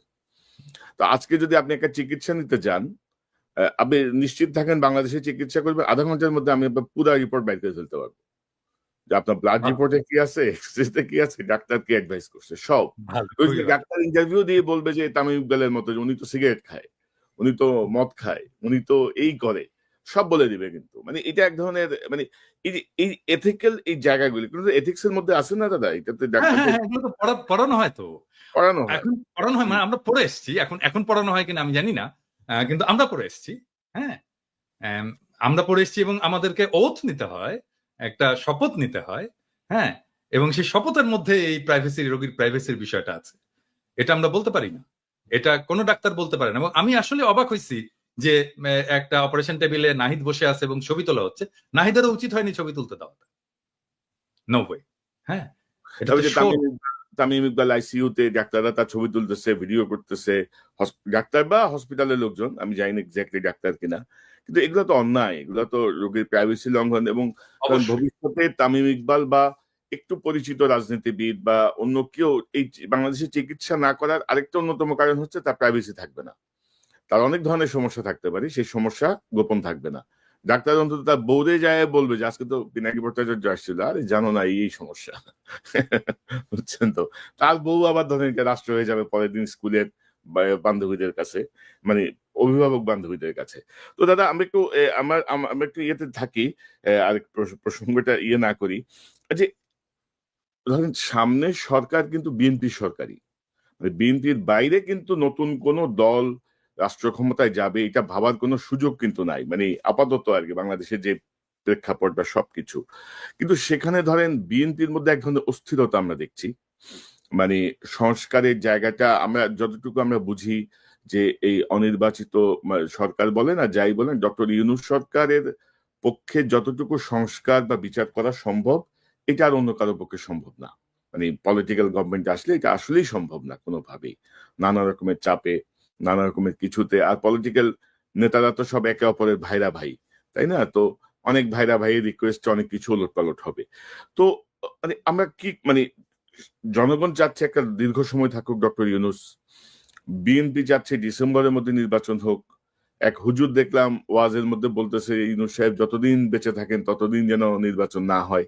তো আবার ইউনূস সাহেবের প্রেস সেক্রেটারি আবার বলেছেন যে না ডিসেম্বরে নির্বাচন হবে। অর্থাৎ এক ধরনের একটা জটিল পরিস্থিতি তৈরি করা হচ্ছে।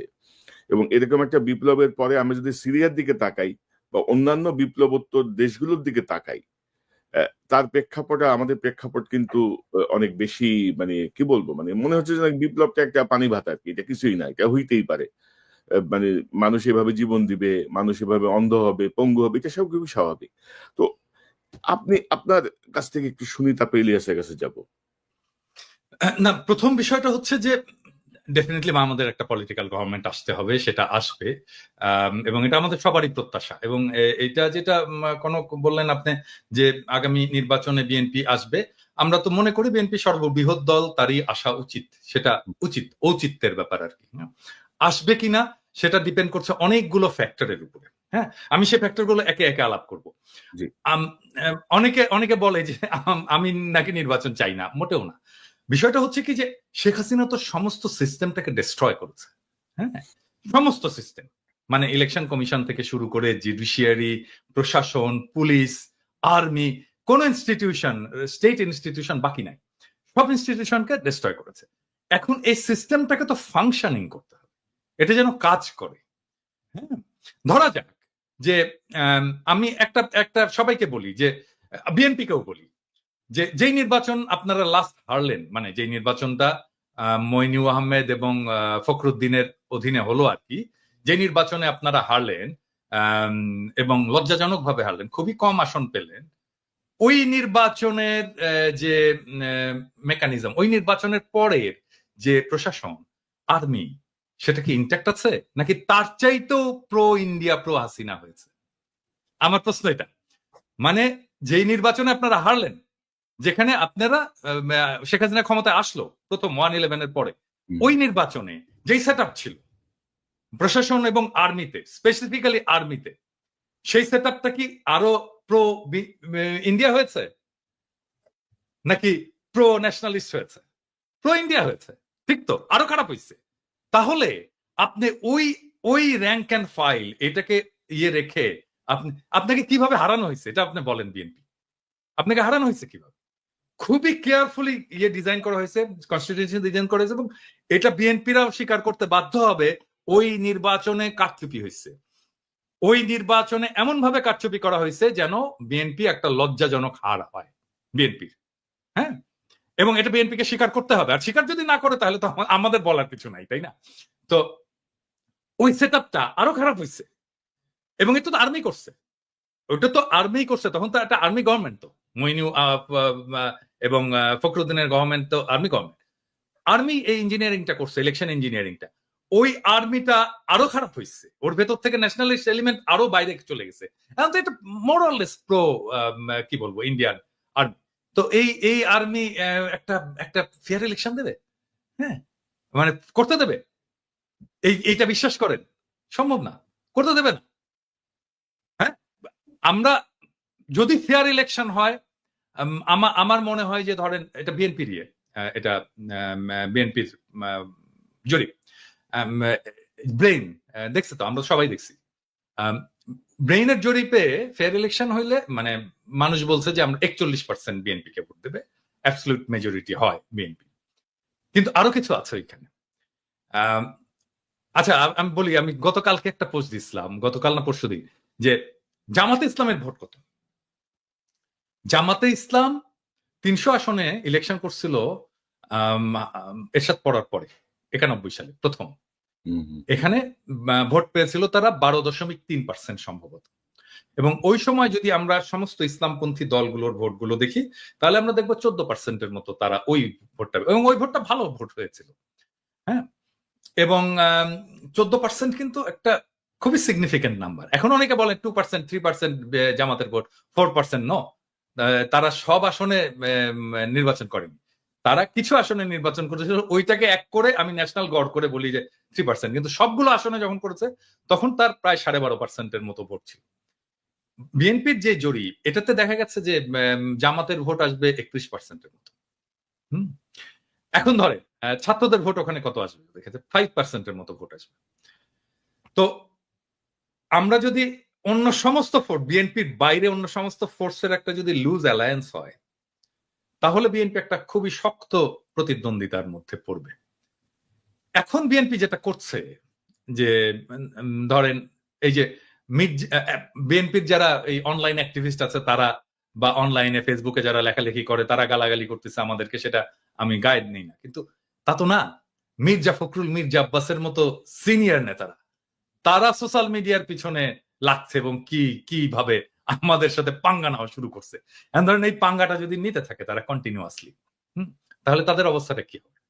ধরেন সোশ্যাল মিডিয়ায় যারা কাজ করে, হ্যাঁ, যারা কাজ করছে, যারা সোশ্যাল মিডিয়া একটা ইনফ্লুয়েন্স রাখতে পারে, ছোট হোক বড় হোক, অল্প হোক বেশি হোক কম হোক, একটা তো ইনফ্লুয়েন্স আছে। তো যারা রাখতে পারে তারা যদি পুরোটা, মানে ধরা যাক, আমি এখানে ছাড়াই বলতেছি, কনক, আপনি, আমি, ইলিয়াস, আমরা তো কেউ অ্যান্টি বিএনপি না।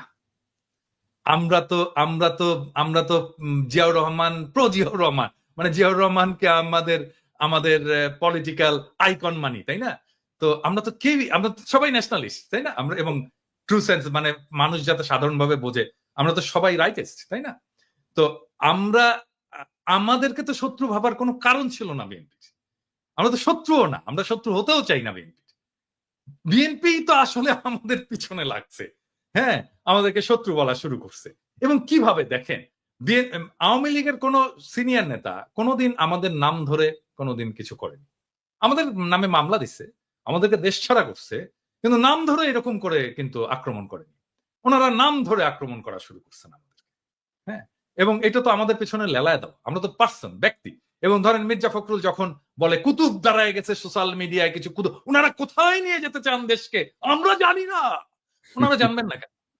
উনি জানবেন না কেন? আমরা জানি না মানে আমরা কোথায় নিয়ে যেতে দেশকে? আমি বলছি সব সময়, আমরা বাংলাদেশে ভারতীয় আধিপত্যবাদ চাই না, আমরা বাংলাদেশে আওয়ামী পুনর্বাসন চাই না, আমরা বাংলাদেশে একটা সাম্যের সমাজ চাই, একটা ইনসাফের রাষ্ট্র চাই। চারটা সিম্পল জিনিস মির্জা ফখরুল ভাই, আপনি জানেন না কেন? আপনারাই বাধা হয়ে দাঁড়ায় আছেন আমাদের সামনে, আমাদের স্বপ্নের সামনে, মানুষের স্বপ্নের সামনে। এবং আপনারা জানতে হবে আমরা এটা চাই। এবং আমরা আমাদের মনে করার কারণ আছে, আমাদের মনে করার ক্রেডিবল কারণ আছে যে আপনারা আওয়ামী লীগকে পুনর্বাসিত করতে চান। কেন চান সেই প্রসঙ্গে আসবো যদি আলোচনার সুযোগ থাকে।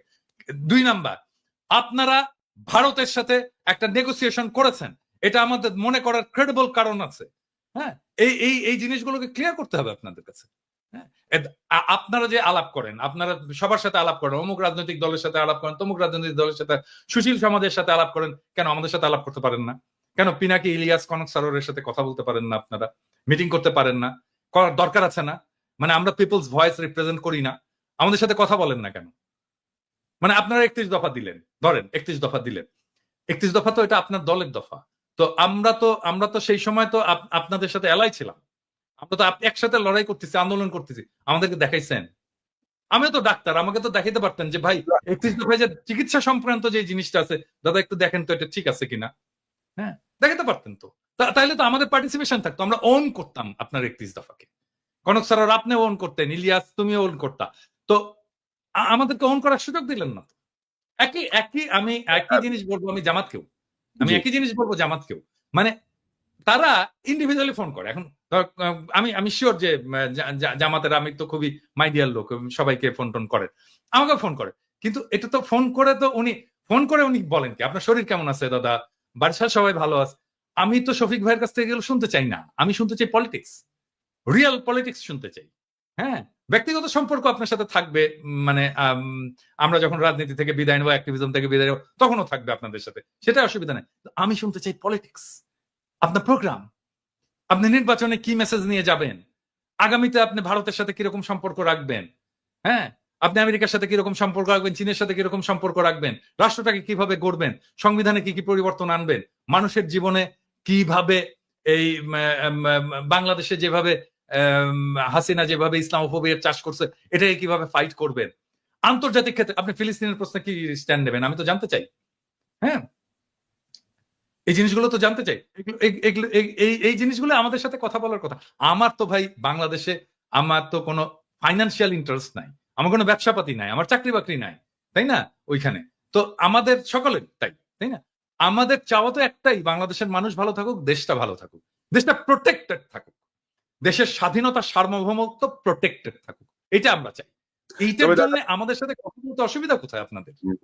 হ্যাঁ, তবে দাদা ধরেন আমি যেটা দেখছি আর কি, ওনারা এখনো সেই 2001-এর যে রাজনীতি, সেই রাজনীতি ওনাদের মাথায় আছে। মাঝখানে যে 24 বছর পার হয়ে গেছে এটা অনেকেরই খেয়াল নাই।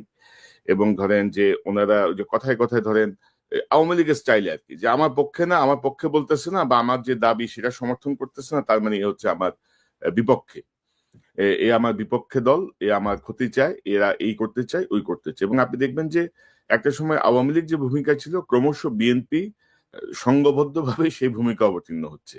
আর কিছু কিছু নেতা ওই যে হাসিনার স্টাইলে বলার চেষ্টা করছেন, বা কেউ কেউ বলছেন যে ইউটিউব নাকি আমরা করতেছি, টাকা কামাচ্ছি। আরে বেটা, তুই একটা কমিটি বাণিজ্য করে যে টাকা কামাস, আমরা 1 মাসে ইউটিউব করে তার 10 ভাগের 1 ভাগ আমাদের এই ফান্ডে ঢুকে না, আমরা পাই না।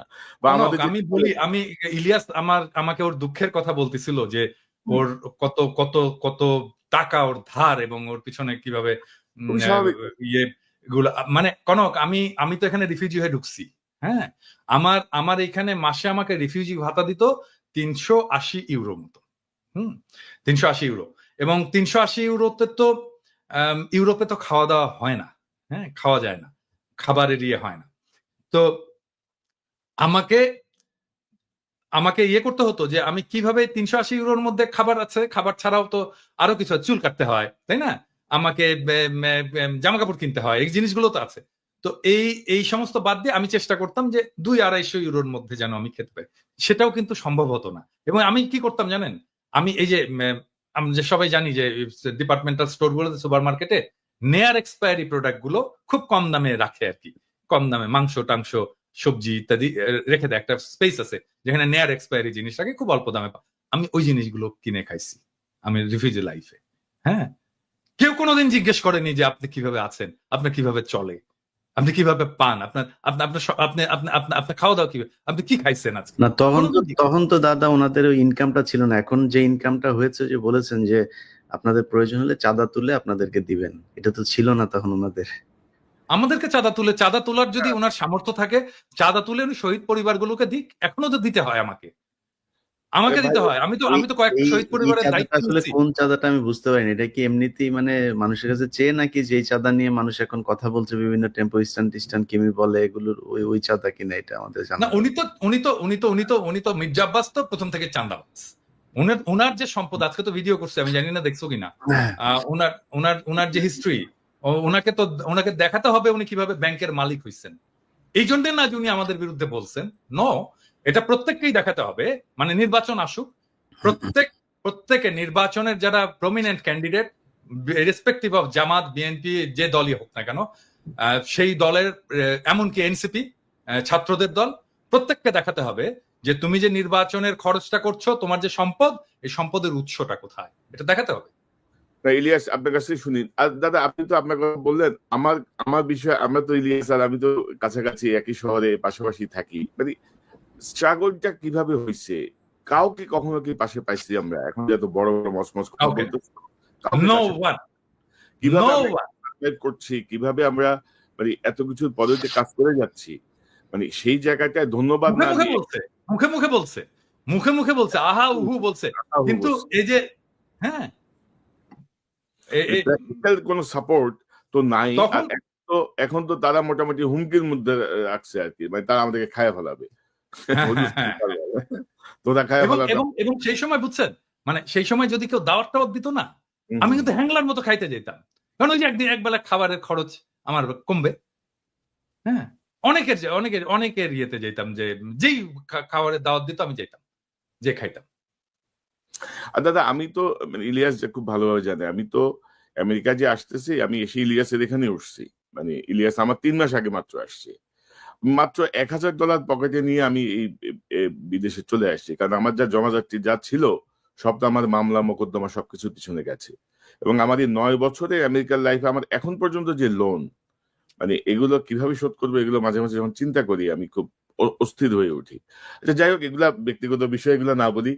ইলিয়াস, আপনি কিভাবে দেখছেন এই যে ধরেন, আমি যেটা বলছিলাম যে রাজনীতিবিদ যে এখনো মনে করছে 2001 সালের তারা আছে, নতুন যে 7 কোটি ভোটার, এই বিষয়টা তাদের মাথায় আদৌ কাজ করছে কিনা, এইরকম একটা বিপ্লব তারা বুঝতে পারছে কিনা যে নতুন প্রজন্ম আসলে কি চায়, সেই জায়গাটায় ধরেন আমরা ডক্টর ইউনূসকে সমর্থন করছি, কারণ তিনি যেন একটু সংস্কারটা করে দিয়ে যান, হাসিনার বিচারটা করে দিয়ে যান। সেই জায়গাটায় আপনার পর্যবেক্ষণটা, আপনার বক্তব্যটা একটু শুনি আমরা। ইলিয়াস, আনমিউট করেন। আমার অ্যালার্জিতে খুব সমস্যা হচ্ছে, খুব শর্টে বলে শেষ করি। সেটা হচ্ছে যে ধরেন আমি কথাগুলি কখনো বলি নাই, আজকে যেহেতু 3 জন আছে, তো 3 জনকে নিয়েই কথাগুলো বলি। ধরেন পিনাকিদা যে কথাটা বললো যে আমরা বিএনপির শত্রু না, আমরা জিয়াউর রহমানের যে আদর্শ, সে আদর্শকে আমরা পছন্দ করি এবং সেই অনুযায়ী বাংলাদেশের রাজনীতি পরিচালিত হোক, সেটা আমরা চাই। খালেদা জিয়া দেশ চালিয়ে, তারেক রহমান তো দেশ চালান নাই কোনোদিন, যেহেতু খালেদা জিয়ার দেশ চালানো আমরা দেখেছি। খালেদা জিয়ার যেই পদ্ধতি, খালেদা জিয়া এই দেশকে নিয়ে ভারতের ব্যাপারে তার যেই চিন্তা চেতনা পলিসি ছিল, সেটাকেও আমরা একদম 100% আমরা সাপোর্ট করি। তো বিএনপির সাথে এখন আমাদের হঠাৎ করে সমস্যাটা হয়ে গেল কেন? ধরেন আমার কথা যদি আমি বলি, আমি এই 5 তারিখের পর থেকে আজ পর্যন্ত আমার কাছে মানে কনক ভাইও জানেন এই বিষয়গুলো, ওনার কাছেও আসে, আপনার কাছে তো, আপনি তো পিনাকিদা তো অলরেডি মানে বলেই যাচ্ছেন। বিভিন্ন জায়গা থেকে অভিযোগ একটাই, যারা আওয়ামী লীগের লোকজনের সাথে মিলেমিশে থাকতো তারা এখন উপরে, তারা এখন ওই চাঁদাবাজিগুলো করছে, তারাই সবকিছু দখল নিয়ে তাদের মতো করে চালাচ্ছে। সব জায়গায় একই অবস্থা। বিশ্বাস করেন বিএনপির ভাইয়েরা আমার কাছে যত জেলার যত আসনের খবর আমার কাছে এসছে, আমি যদি একটা একটা করে খালি আমার আসনের কথা বলি, আমার চুয়াডাঙ্গারই যে অবস্থা সেটা নিয়ে আমার সবকিছু করা শেষ, নিউজ বানানো শেষ, খালি দিচ্ছি না আপনাদের জন্য। কেন জানেন? কারণ আমরা যদি এখন বিএনপিকে করি, ধরেন বিএনপি চাঁদাবাজি নিয়ে কথা হচ্ছে, আপনি অস্বীকার করতে পারবেন? আমরা বলি না, আমার চ্যানেলে আমি মনে হয় না আমি কেউ কোনোদিন শুনেছেন আমার মুখ থেকে আমি বলেছি যে বিএনপি চাঁদাবাজি করছে, কিন্তু করছে না। আপনি নিজে চিন্তা করেন না, আজকে দেশের যে অবস্থা, ডক্টর মোহাম্মদ ইউনূস থাকবে না, একটা নির্বাচন দিবে, আপনাদের একটা শক্তিশালী একটা অপোজিশন আছে, আপনাদের সেই কম্পিটিটররা এত শক্তিশালী যে সোশ্যাল মিডিয়াতে যদি আপনি আজকে জামাত ইসলামের একটা পোস্ট করেন, বিএনপির একটা পোস্ট করেন, আমি মানে মিথ্যা কথা বলছি না, আমি একদম সত্য, আপনারা দেখেন সোশ্যাল মিডিয়াতে সব জায়গাতে দেখি বিএনপির লোকজন ওইখানে হারে। হয়তো হইতে পারে যে শিবিরের লোকজন বোধহয় বেশি এই অ্যাক্টিভ সোশ্যাল মিডিয়াতে, হইতে পারে, এটা একটা কারণ। কিন্তু আপনার মাঠের কথাও তো চিন্তা করতে হবে, একটা অপোজিশন তো আছে, এরকম তো না যে শেখ হাসিনার মতো 2014, 18, 24 নির্বাচনের মতো আপনি নির্বাচন করবেন, সেটা তো সম্ভব না। আপনাকে তো ফাইট করতে হবে। যদি ফাইট করতে চান, যেই এলাকায় গিয়ে আপনি ভোটটা চাবেন, ওই বাজারটাই যে একটু শোনেন তো মানুষের কাছে, যে কারা চাঁদাবাজি করছে। আপনি ধরলাম আপনার দল খুব ভালো, কোনো সমস্যা নেই, আপনার দলের নাম ভাঙাচ্ছে তো। তারেক রহমান লন্ডনে বসে থেকে তারপরে তার কাছে যেটারই খবর আসে সে ওটাকে বহিষ্কার করে। ইলিয়াস, আমি আপনি একটু দেশে যোগ থেকে করি কি করেন? আমি একটু যোগ করি আপনারা দেশে থেকে কি করেন?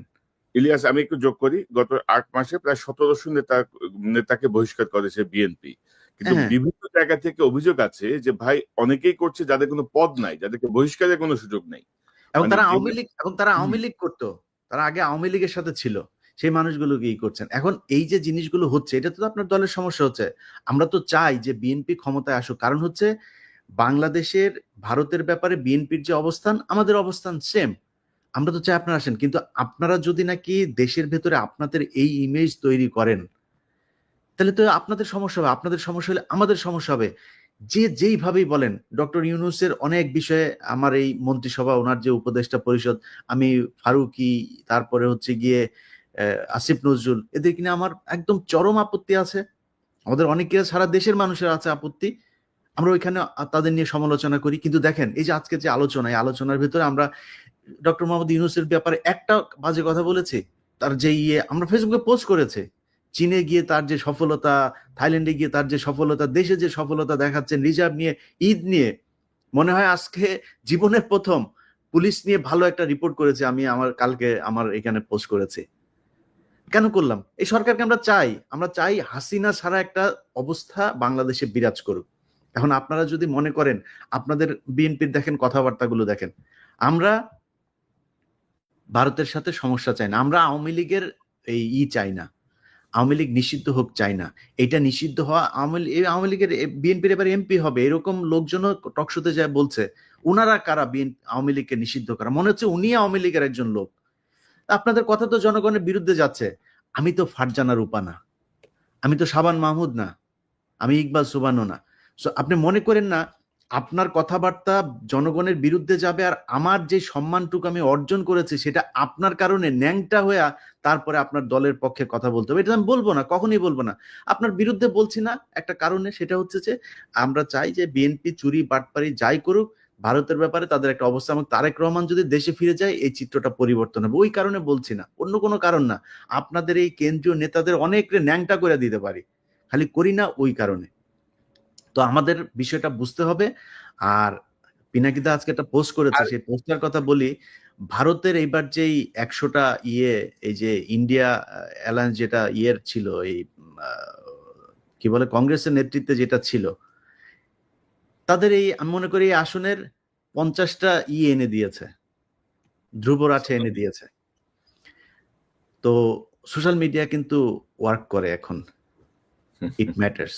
অতএব আপনাকে মাথায় রাখতে হবে যে মানুষকে এত অবজ্ঞা করে কথাবার্তা বলা ঠিক না। মানুষ এখন ভোট চাইতে ঘরে ঘরে যাবে না, মানুষ সোশ্যাল মিডিয়াতে, ফেসবুক, ইউটিউবে মানুষ ভোট দেওয়ার সিদ্ধান্ত নেবে, তার মাথায় ঢুকবে কি হচ্ছে সব দেখে তো মানুষ। সো সমস্যাটা আপনাদের সমাধান করতে হবে। নতুন করে যাদেরকে বিএনপি মনে করে, বিএনপির বিশাল ধ্বজভঙ্গ বাহিনী একটা তৈরি করেছেন সোশ্যাল মিডিয়াতে, নিজেরা এসে তারপরে বলছে, তাদের অনেকে কান ধরে তারপরে উঠবোস করে এই আওয়ামী লীগের পক্ষে যোগ দিয়েছিল। আজকে যে মনির হায়দারের কথা বলেন, সেই মনির হায়দার 2 দিন আগে এখানে আওয়ামী লীগের লোকজনের সাথে বৈঠক করেছে, কার কার হত্যা মামলা থেকে করা যাবে তাদের তালিকা নিয়েছে, সেগুলো তিনি আশ্বাস দিয়েছেন বিবেচনা করা হবে তার উপদেষ্টা, প্রধান উপদেষ্টার সাথে কথা বলে। আলহামদুলিল্লাহ, ছবি আছে, কালকে নিউজ দিব আমার এটা কাদের সাথে, যুক্তরাষ্ট্র ছাত্রলীগের প্রেসিডেন্টের সাথে তার বাসায় বৈঠক করেছে তিনি, সেইখানকার ছবি আছে, কালকে যাবে আমার এখানে সেই নিউজ। এটা করছেন আপনি। শাহেদ আলম, সেই শাহেদ আলমকে কার লোক আমরা চিনি না, তারা এখন আপনাদের লোক, তারা এখন নাকি তারা বিএনপির পক্ষ নিয়ে কথা বলে, অথচ তারেক এই শাহেদ আলম কয়েকদিন আগে বলেছে তারেক রহমানকে সে চিনে না। কি যেন এই মনির হায়দার আর শাহেদ আলম দুইজন পাশাপাশি চেয়ারে বসে টকশো করেছে যে কি যেন লন্ডনে কে যেন একজন আছেন, কে যেন একজন আছে সাধারণ সম্পাদক, তারা আজকে বিএনপির লোক ভাই, আর আমরা হচ্ছে বিএনপি বিরোধী লোক। আরে ভাই আপনি আমারে ধাক্কাইলে তো মির্জা ফখরুল তো বিএনপি না, মির্জা ফখরুল নিজে আওয়ামী লীগের। সো মির্জা ফখরুল আমার ধাক্কাইলে কি আমি জিয়াউর রহমানকে অবজ্ঞা করে কথা বলবো, আমি খালেদা জিয়াকে অবজ্ঞা করে, তারেক রহমানকে অবজ্ঞা করে কথা বলবো? আপনি এত বলদ পেয়েছেন, কথা বলবো না, সমস্যা নাই, কিন্তু ধাক্কায় একদিকে পাঠান কেন রে ভাই? আমি জীবনে কোনদিন আওয়ামী লীগ করবো নাকি? আপনি যত কিছুই করেন, আনলেস আপনি ইন্ডিয়ার পক্ষে কোনো অবস্থান নিচ্ছেন, আপনার বিরুদ্ধে আমি কখনোই যাব না। চুরি আমি 5 বছর আগেও বলেছি, আজকেও বলছি, 5 বছর পরেও বলবো। চুরি বিএনপির আজকে অনেক জায়গায়, ধরেন কিছু প্র্যাকটিক্যাল কথাবার্তা বলি, ধরেন একটা হাটের ইজারা আওয়ামী লীগের নেতাদের হাতে ছিল, আওয়ামী লীগ পলাতক, এখন ওই হাটটা তো চলতে হবে, হাট তো আর ডক্টর ইউনূস চালাবে না, স্বরাষ্ট্রমন্ত্রী চালায় না, বাণিজ্য মন্ত্রী চালায় না, তো হাটটা চালাবে কারা? এখন ইজারা যে নিয়েছিল সে পলাতক, আর বিএনপির লোকজন যা ওইখানে ওইটা দখলে নিয়েছে, তারা গিয়ে এখন ওইটার করে। এখন আপনার এগুলিরও চাঁদাবাজি হিসাবে মিডিয়াতে প্রচার করা হচ্ছে। এখন কেন প্রচার করা হচ্ছে? এর কারণ হচ্ছে, কনক ভাই শুরুতে একটা কথা বলেছেন যে মিডিয়া সেইভাবে প্রচার করছে না। আপনি তো মিডিয়ায় সব জায়গায় তার লোক বসায় রেখেছেন, সে করবে কেন? সে তো বলে না, তার কাজ ছিল হাসিনা যখন কিনা বাথরুমের চিপায় বসে ওই যে সুনাকের সাথে মধ্যে, সোফার চিপার মধ্যে বসে একটা ছবি দিল, সারা দেশের আরে বাবা বিরাট আকার, বাইডেন একটা সেলফি তুললো, সেটা নিয়ে কি মার্কেটিং করলেন, এখন করেন না কেন? ওরে নিয়ে ইউনূসে নিয়ে মানে চীন যে মানে সম্মান দিয়েছে, এটা যদি হাসিনারে দিত আর কি করতেন আপনারা? তো সেটা করে না কেন? এর করে না কারণ কি? কারণ কি ওই জায়গাগুলোতে এখনো তাদের লোক বসানো। ভাই ওইটা ঠিক করেন। ওগুলি যদি ঠিক করেন, পিনাকি, ইলিয়াস, কনক সারোয়ার এদের কাছে আসতে হবে না মানুষরে। আপনি যখন দেখবেন যে সোশ্যাল মিডিয়ার আমাদের 5 মিলিয়ন সাবস্ক্রাইবার কেন? কিসের জন্য? মানুষ দেখছে কেন আমাদের ভিডিও? কিছু আছে নিশ্চয়ই। আপনি মানুষের যদি গলা টিপে, অনেক মানুষ আছে, আমি নাম আর আজকে ধরলাম না, এই যে মির্জা ফখরুলের ঘর জামাই ফাহাম আব্দুল সালাম থেকে শুরু করে বহুত আছে। আমারটা আমি বলছি, আমার বক্তব্য পিনাকিদা বা কনক সারোয়ারের না, আমারটা আমি বলছি যে এই অনেক গজানো লোকজন আছে, তাদেরকে এখন সম্মান করে চলতে হবে। কেন মানুষ আমার কথা শুনে, কেন কনক সারোয়ারের কথা শুনে, কেন পিনাকি ভট্টাচার্যের কথা শুনে, এইটা তাদের সমস্যা। আর ভাই কেন আপনারটা শুনেন না, সেটা আপনার সমস্যা। আপনি চিন্তা করেন আপনি কি বলবেন, কি বলা উচিত, কেমনে চলা উচিত। শোনে না কেন, আমারটা শোনে কেন? সেইটাও বাংলাদেশের মানুষ হলো গন্ড মূর্খ, বুঝে না। পিনাকি, ইলিয়াস, কনক সারোয়ার এরা হচ্ছে পীর সাহেব, তাই এখন এদেরকে আপনি বুঝাবেন কেমনে? এটা নিয়েও শত্রু। সকালবেলা ঘুম থেকে ওইটা দেখি, ওই লন্ডনের একজন পোস্ট করে বসে আছে যে আমারে নিয়ে, আমি আপনার কনক ভাইয়ের নাম নাই, আমার আপনার নাম আছে, আমরা হইলাম গিয়া নাকি কি করছে। কয়েকদিন আগেও সে ফোন করলো, কি সুন্দর মিষ্টি মিষ্টি কথা। এখন ফোন করে, ধরেন 2বার ফোন করে, 3বার ফোন করার পরে হয়তো ধরতে পারি না, একবার ফোন করে। ভাই ফোন ধরবো কয়টা? সময় পাই না তো। এটা আপনারা বুঝেন যে আপনাদের কাছে কি পরিমাণে ফোন আসে। এখন আমার কাছে ধরেন একজন উপদেষ্টা আমার সাথে কথা বলছে, এখন একজন পুলিশের একজন ডিসি আমাকে ফোন করলেন, আমি কাটটা কেটে কাটটা দুজনই তো গুরুত্বপূর্ণ। আমাদের তো গুরুত্বপূর্ণ অনেক মানুষের সাথে কথা বলা লাগে, কথা বলি, এর মধ্যে একটা ফোন মিস হয়েছে, ফোন দিতে পারি না, নিজের ব্যক্তিগত কাজ আছে। এখনো তো ভাই গাড়ি চালাই, অত ধান্দাবাজি করে তো খাই না, এখনো সপ্তাহে একদিন গাড়ি চালানো লাগে। তা আপনি কি মনে করেন যে আপনার মানে এই করবেন, যা মনে চায় তাই বলবেন, আপনাদের মতো করে চলতে হবে, না চললে আবার বিরুদ্ধে কথা বলবেন? তবে যাই হোক, তবে আমরা শেখ হাসিনার চোখ রাঙানিদের পাত্তা দিই নাই, 2 পয়সা তোয়াক্কাও করি নাই। শেখ হাসিনার মতো একটা ফ্যাসিস্ট বর্বর শাসক শেখ হাসিনা না, শেখ হাসিনা এবং মোদির উভয়ের চোখ রাঙায়নি কেন? উভয় যে চক্র পাত্তা দিই নাই। তো এখন এই নতুন নতুন নব্য বিএনপির নেতারা যারা ক্ষমতা যাওয়ার স্বপ্ন দেখছে তাদের চোখ রাঙানি আমরা তোয়াক্কা করবো, এটা তারা ভাবে কি করে, এটাই তো বুঝি না। তো আমরা অনুষ্ঠানের শেষ দিকে আমরা একটা প্রসঙ্গ নিয়ে কথা বলতে চাই দাদা। ডক্টর ইউনূসের যে ক্যারিসমাটিক নেতৃত্ব, সেটা কিন্তু পরবর্তী যে রাজনৈতিক নেতৃত্ব বাংলাদেশের রাষ্ট্র ক্ষমতায় আসবে তাদের কাজকে ক্রমশ কঠিন করে দিচ্ছে। মানে গুড গভর্নেন্স বলতে যা বোঝায়, একজন শাসকের যা করা উচিত, সেই জায়গাটায় আমার মনে হয় যেন সবাই শঙ্কিত। এবং আমি একবার বলছিলাম, বুকে পাথর চাপা দিয়ে অনেকের বুকের সে পাথর এখন পাথর এবার পাহাড় হয়ে গেছে, পাহাড়ের পাথর। তো এগুলো কিন্তু কঠিন করে দিচ্ছেন, কিন্তু উনি কিন্তু সবকিছু কঠিন করে দিচ্ছেন। আপনি দেখেন একটা পাজামা পাঞ্জাবি, একটা স্নেকার্স আর একটা কটি লাগাই উনি পুরো দুনিয়া মাথায় বাড়াচ্ছেন। এবং কোনো কিছুই নাই, দেখেন তার মধ্যে কিন্তু ওইরকম কোনো এক্সপোজারও নাই। তো এই বিষয়গুলো কিন্তু মানুষকে খুব টাচ করছে এবং ক্রমশ কঠিন করে তুলছে পরবর্তী রাজনীতিবিদদের। তো আমরা এদের জন্য আপনার কোনো বক্তব্য আছে কিনা? পাশাপাশি ডক্টর ইউনূস কিন্তু তার এই কৃতিত্বের একটা জায়গায় কিন্তু ক্ষতিগ্রস্ত করছেন তার এই উপদেষ্টা পরিষদ দিয়ে। মানে মানে কমপক্ষে 15 জনকে তার আরো 6 মাস আগে ঘাট ধরে বের করে দেওয়া উচিত ছিল, মানে ফর ইনক্যাপাবিলিটি অর ইনএফিসিয়েন্সি অর সবকিছু মিলায়। তো এই জায়গাটায় ডক্টর ইউনূস সাহেব কেন দেখছেন না, বা দেখেও তিনি কেন মেনে নিচ্ছেন? খুব সংক্ষেপে আপনার কাছ থেকে শুনে তারপর ইলিয়াসের বক্তব্য শুনবো। মানে আমি যেহেতু প্রফেসর ইউনূসের সাথে কাজ করছি, সেই জন্য আমি জানি উনার ম্যানেজমেন্ট স্টাইলটা, এটা উনি এটা করবেন না। হ্যাঁ, উনি ওনার টিমকে এভাবেই ডিল করেন আর কি। আমি কিন্তু খুবই ঘনিষ্ঠভাবে কাজ করছি অল্প সময়, কিন্তু আমার আর্লি ক্যারিয়ারে খুবই ঘনিষ্ঠভাবে কাজ করছি। আমি ওনার পাশের রুমেই বসতাম আর কি। এবং গ্রামীণ ব্যাংকের যে হেলথ স্বাস্থ্য কর্মসূচি, সেটার আমি কোঅর্ডিনেটর ছিলাম ঢাকায়। তো আমি ওনার ম্যানেজমেন্ট স্টাইল জানি আর কি, উনি কিভাবে কাজ করেন। তো সেই জন্য এটা উনি করবেন না। কিন্তু এই এই এই যতগুলো জিনিস কনক আপনি বললেন যে উনি যে হাই স্ট্যান্ডার্ড সেট করে যাচ্ছেন, এটা পলিটিক্যাল লিডারশিপ এটাকে ফলো করতে পারবে কিনা।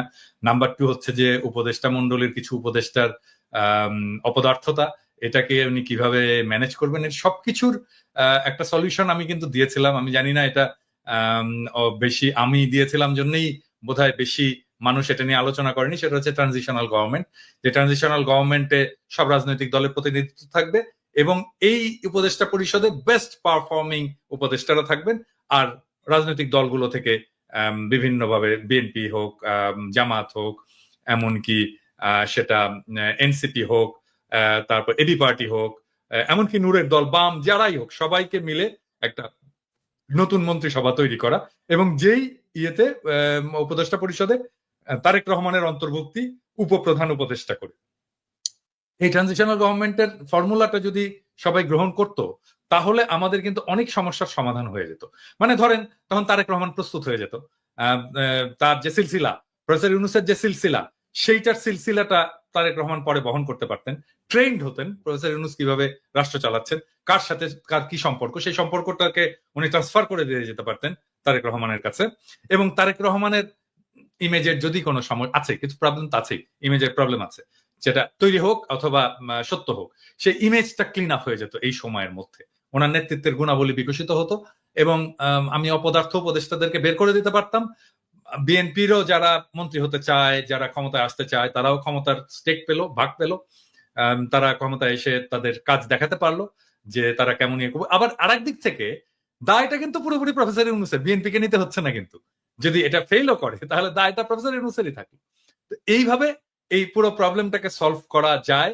এবং এটা যদি বিএনপি চায়, এটা আসলে মূল স্টেক তো এটা বিএনপির, বিএনপিকে মানতে হবে। বিএনপি যদি চায় আমি এটাকে ফ্যাসিলিটেট করতে পারি অন্যান্য সব পার্টির সাথে, এমনকি প্রফেসর ইউনূসের সরকারের সাথেও ফ্যাসিলিটেট করে এটাকে যেন রূপ দেওয়া যায়, সেই চেষ্টা আমি করতে পারি। বাইরের একজন লোক লাগে, আমি ভলান্টিয়ার করলাম, আমার চেয়ে অনেক যোগ্য লোক আছে, তারাও করতে পারে। কিন্তু যেহেতু আমি এটা আইডিয়াটা কনসিভ করেছিলাম, সেই জন্য আমি যদি এটার সাথে যুক্ত থাকি, আমি মনে হয় যে এটাকে ফ্যাসিলিটেট করতে পারবো। আমি সবাইকে সবার সুবিধাগুলো বুঝিয়ে দিতে পারবো আর কি। জি দাদা, এই যে ইলিয়াস আপনার কাছ থেকে একটু শুনি। ইলিয়াসের ট্রানজিশনাল গভর্নমেন্টের ব্যাপারে তোমার মতামত কি? মানে না ডক্টর না ইউনূসের আপনি আপনি কৃতিত্ব অনেকটাই ম্লান হয়ে যাচ্ছে, কিন্তু তার উপদেষ্টা বা ম্লান হওয়ার থেকে আমি বলবো যে উনি যে গতিতে যাচ্ছেন, আমরা আরো অনেক বেশি সুফল পেতাম, আরো অনেক বেশি কি বলবো মানে গতিশীল থাকতো প্রত্যেকটা ডিপার্টমেন্ট, যদি ওনার উপদেষ্টারা ওনার সাথে তাল মিলাইতে পারতেন। মানে উনি 84-85 বছর বয়সে যে গতিতে যাচ্ছেন, ওনার মাথা যে গতিতে কাজ করছে, তার থেকে মানে অনেক গুণ, মানে উনি 100%, উনি যদি 80% দেন, ওনার উপদেষ্টা পরিষদের কমপক্ষে 15% দিতে পারছেন না। তো সেই জায়গাটা উনি এই দায়টা কেন নিচ্ছেন বা কি করণীয়, ইলিয়াস আপনি কি মনে করেন?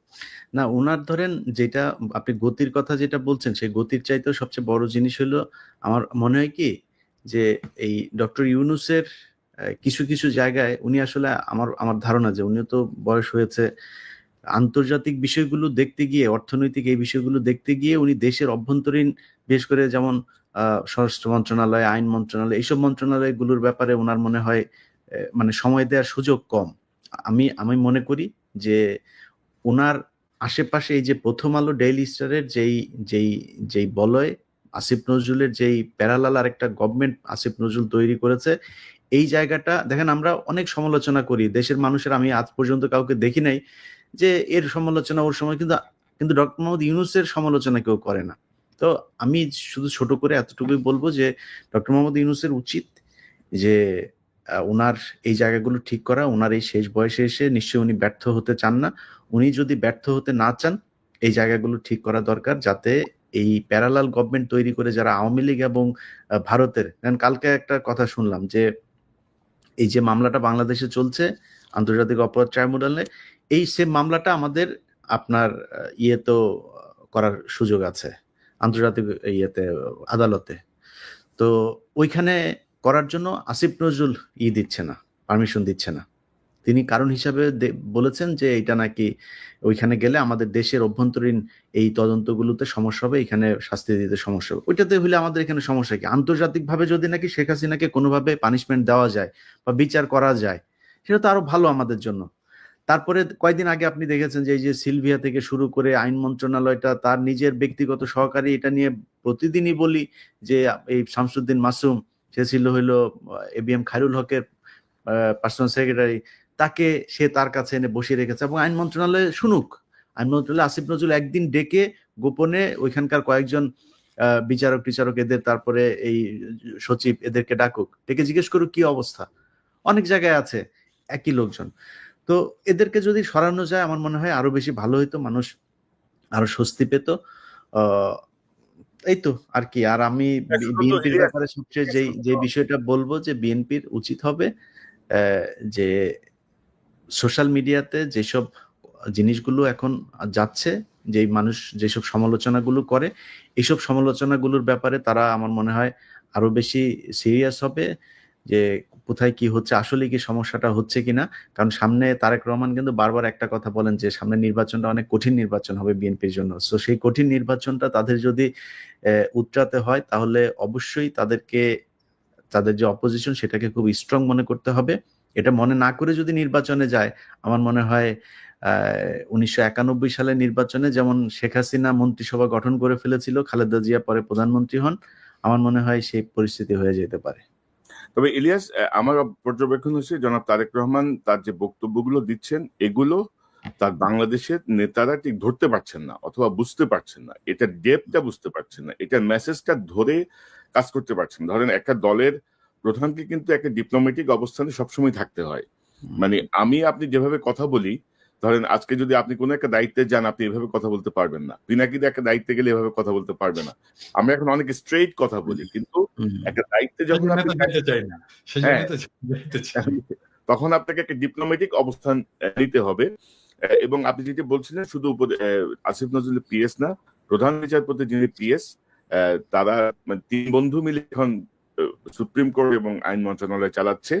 আর আমরা অনেক কথাই বলছি, পিনাকিদা একটা কথা বলে না, ওই যে ইংরেজিতে যেহেতু বলছে নিশ্চয়ই ইংরেজি যদি করতে তাহলে ঠিকই করছে। ঠিকই কইছে। তো এখন আমার মনে হয় যে কিছু মানুষের মধ্যে এই জিনিসটা ছড়াইছে, আমরা যেহেতু কিছু বলছি, নিশ্চয়ই এখানে কোনো অন্য উদ্দেশ্য আছে। নিশ্চয়ই আমরা নির্বাচনকে লম্বা করতে চাই, মানে নির্বাচনকে পিছাইতে চাই, নিশ্চয়ই আমরা মানে এরকম কিছু ভাবনা আমরা দেখতে পাচ্ছি। নিশ্চয়ই আমরা চাই না বিএনপি ক্ষমতায় আসুক। আমরা চাই না ক্ষমতা, বিএনপি বিএনপি আসুক। ক্ষমতা আসলে আমাদের সমস্যা কি?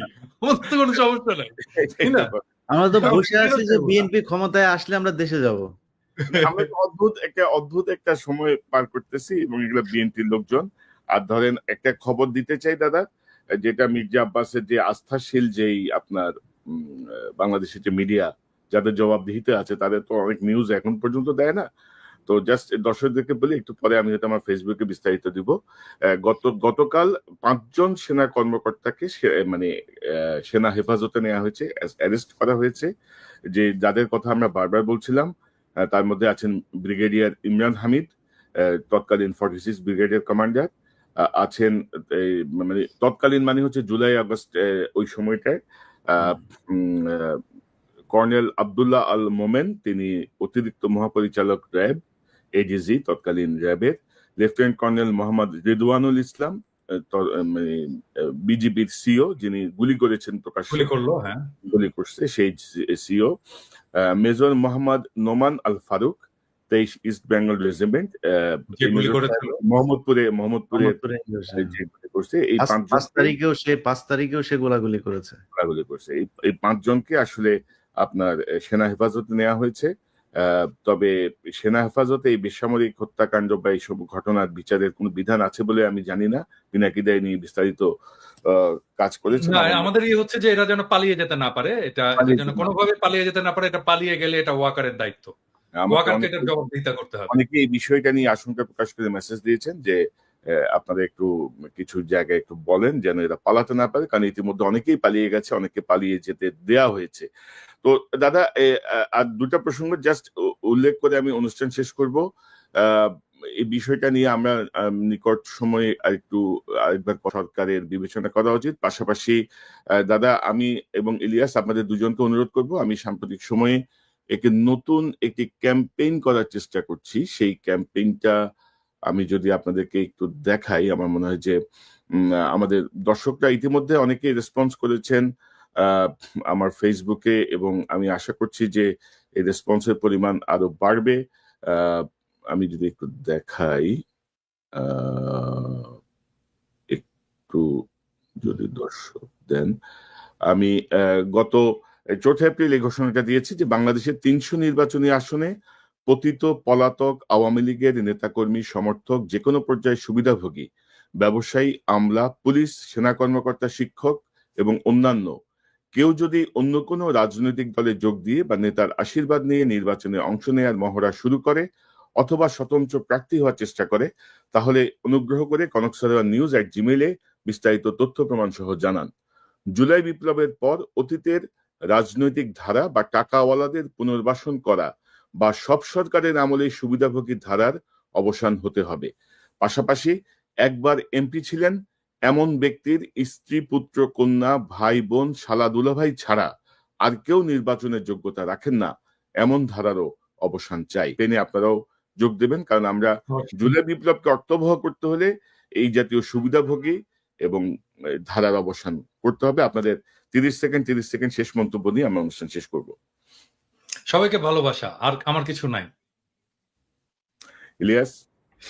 জি, না, আপনি আপনার যে এইটা বললেন ওইটার সাথে তো অবশ্যই আমাদের আজকের পুরো আলোচনায় এই বিষয়টা আমরা করি নাই। সেটা হচ্ছে যে জুলাই এই হত্যাকাণ্ডের এই ঘটনায় যারা কিনা হত্যার শিকার হয়েছেন এবং আহত আছেন, তাদের জন্য আমার মনে হয় সরকার কিছুটা উদাসীনতা দেখাচ্ছে কিনা জানি না। সে পরিবারগুলোকে সর্বোচ্চই দেয়া হোক, কারণ তাদের কারণেই আজকে আমরা এই যে নতুন করে কথা বলতে পারছি এবং নতুন করে আমরা নির্বাচনের স্বপ্ন দেখছি, তাদের কারণেই। সো তাদের প্রতি সম্মান দেখানো উচিত। আর সবশেষে আপনি যে বিষয়টা বলেছেন যে ওয়াকারের ব্যাপারে, ওয়াকার আমরা যে বিষয়টা মাঝখানে ঘটেছিল যে বিএনপি আমাদেরকে যেভাবে করছে, সেনাবাহিনীর ভেতরেও মনে হচ্ছে একটা পক্ষ আমাদেরকে দেশদ্রোহী বানানোর একটা পায়তারা করছেন। তো আপনাদের ভেতরেও আমাদেরও তো লোকজন আছে, আপনারা অনেকেই চেষ্টা করছেন যে আমরা আমাদের সোশ্যাল মিডিয়া এগুলোকে নিয়ন্ত্রণ করা কিংবা আমাদের ব্যাপারে অন্যদেরকে উস্কে দেওয়ার জন্য এজেন্ট ভাড়া করা, তাদেরকে নিয়মিত মাসিক ভাতা দেওয়া, কাদের দিচ্ছেন এরকম কয়েকজনের নামটাও আমরা জানি। তো আমরা আসলে আমি আমার ব্যক্তিগতভাবে যদি আমার কাছে জিজ্ঞেস করেন, আমি চাই ওয়াকার থাকুক, ওয়াকার সেনাপ্রধান হিসাবে। ওনার চাইতে আসলে সবকটাকেই তো হাসিনা দিয়ে গিয়েছেন এই জায়গায়।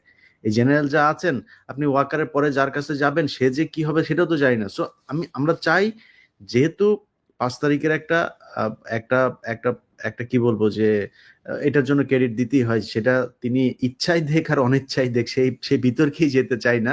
কিন্তু ওয়াকার যেহেতু 5 তারিখের এই ঘটনাটার সাথে পজিটিভলি ডিল করেছেন, আপনি থাকেন, কোনো সমস্যা নাই। কিন্তু এই যে আলোচনাগুলো হচ্ছে, এগুলো খুব ভালো আলোচনা না, যে আপনি একজনকে ডেকে নিয়ে যায় তারপরে ক্যান্টনমেন্টে বলবেন যে এটা করতে। আপনি আপনার লোকজন বিভিন্ন জায়গায় এখনো পর্যন্ত ইন্টারফেয়ার করবে। আহ, আওয়ামী লীগের যেসব সাজানো নাটক, জঙ্গি নাটক, এইসব মামলায় যারা আটক, তাদেরকে বের হতে গেলে সেনাবাহিনীর পরিচয় দিয়ে তারপরে হুমকি দিবে, জাজদেরকে হুমকি দিবে, কারা কর্তৃপক্ষকে হুমকি দিবে। এই জায়গাগুলো থেকে সেনাবাহিনীকে বের হয়ে আসতে হবে। আমরা আপনাকেও সম্মান করতে চাই, আপনি সম্মান রাখেন, তবে ইলিয়াস, এটা সম্মানের একটা জায়গায় থাকেন, আমরা সম্মান করবো। কিন্তু অসম্মানের জায়গায় রাখলে, আপনি সেনাপ্রধান না কে, ওইটা নিয়ে আসলে আমাদের এত বেশি পাত্তা দেওয়ার কিছু নাই। আমরা 5 বছর, 10 বছর, 15 বছর দেশে যাইনি, দরকার হলে আরো 15 বছর যাব না। আপনি যদি নাকি জনগণের বিরুদ্ধে দাঁড়ান, আমরা আপনার বিরুদ্ধে দাঁড়াবো। মানে ইনক্লুসিভ নির্বাচনের কথা বলা যাবে না, আমরা সেনাপ্রধানের কাছ থেকে ইনক্লুসিভ নির্বাচনের কথা শুনতে চাই। সেটাই, No, আমরা no, আপনার কাছ থেকে ইভেন আপনার কাছ থেকে কোনো পলিটিক্যাল বক্তব্যই শুনতে চাই না। শুনতে ক্যান্টনমেন্ট চাই থেকে রাজনীতি বাইরে বের হইতে হবে। এবং এবং এবং রাজনৈতিক দলের নেতাদেরকে নিয়ে যে ঘুটু করা, কথা বলা, এটাও চাই না। এটা আপনার কাজ না, আপনার দেশ তবে রক্ষা কাজ, সেটা করে। তবে দাদা, এটা একটা পজিটিভ মুভ, এই 5 জনকে অ্যারেস্ট করা, এটা একটা পজিটিভ মুভ। আমি মনে করি যে হ্যাঁ, ওনারা ওইটাই ভাই, আমি এই জন্য কথাটা তুললাম, যে এই জন্য সেনাপ্রধানকে ধন্যবাদ জানাই যে আপনি এটা করেছেন। আমার মনে হয় এই বিডিআর হত্যাকাণ্ড গঠিত যে কমিশন, তাদের একটা লিস্ট আছে, কাকে কাকে জিজ্ঞাসাবাদ এবং করতে হবে, তাদেরকেও গ্রেপ্তার করবেন, এবং গুম কমিশনের যে তালিকা দেওয়া হয়েছে তাদেরকেও গ্রেপ্তার করার সুযোগ করে দিবেন। আন্তর্জাতিক অপরাধ ট্রাইব্যুনালের যেই তালিকা আছে, তাদের সবাইকে আপনারা সেনাবাহিনীর পক্ষ থেকে কোনো বাধাহীন ভাবে তাদের গ্রেপ্তার করার সুযোগ দিবেন, এবং এই ফৌজদারি কার্যবিধিতে যেভাবে বিচার হয় সেইভাবে, সেনা আইনের বিচারে না। এবং আমি মনে করি, আমরা তো বারবারই বলছিলাম দাদা, মানে 20-25 জন কর্মকর্তাকে বাঁচাতে যে পুরো সেনাবাহিনীর যে ক্রেডিবিলিটি, সেনাবাহিনীর এই ভূমিকা, সেটিকে আসলে ক্ষতিগ্রস্ত করছেন। মানে কেন করছেন, কার পরামর্শে করছেন, সেটি আমরা জানি না। আমার মনে হয় যেন ইটস এ পজিটিভ মুভ, এবং তিনি আমাদের কথাগুলো পরে হইলেও শুনবেন, বা সকল কিছু দেশের স্বার্থে, সেনাবাহিনীর সম্মানের স্বার্থে। তো দাদা, আমার মনে হয় যে আজকে আমরা আর লম্বা না করি, অনেক সময় হয়ে গেছে, প্রায় 1 ঘন্টা 22 মিনিট। অনেক দর্শক অপেক্ষায় করে দেখছেন এই অনুষ্ঠানটা। সবাইকে ধন্যবাদ। পিনাকিদা, ইলিয়াস হোসেন, আপনাদের দুজনকে অসংখ্য ধন্যবাদ আজকের মূল্যবান অংশগ্রহণের জন্য। দর্শক, এতক্ষণ যে অনুষ্ঠান শুনলে নিশ্চয়ই আপনার এই আলোচনা মর্মার্থ উপলব্ধি করতে সক্ষম হবেন। আমরা যেটি বলতে চেয়েছি, ডক্টর ইউনূসের যে ক্যারিশম্যাটিক নেতৃত্ব, সেই নেতৃত্ব বাংলাদেশের মানুষকে একটু নতুন ভাবে আশা জাগিয়েছে, এবং আমরা মনে করি যে নির্বাচনের ডামাডোল না তুলে ডক্টর ইউনূসের মাধ্যমে আমাদের দেশের যে আবর্জনাগুলো জমেছিল, যেই কাজগুলো রাজনৈতিক সরকারগুলো করতে পারবে না, সেই কাজগুলো ডক্টর ইউনূসের নেতৃত্বে অন্তর্বর্তীকালীন সরকারের মাধ্যমে আমরা যদি সম্পন্ন করতে পারি, তাহলে আমরা একটি সুন্দর বাংলাদেশের দিকে যাব। বাংলাদেশের 54 বছর হয়ে গেছে।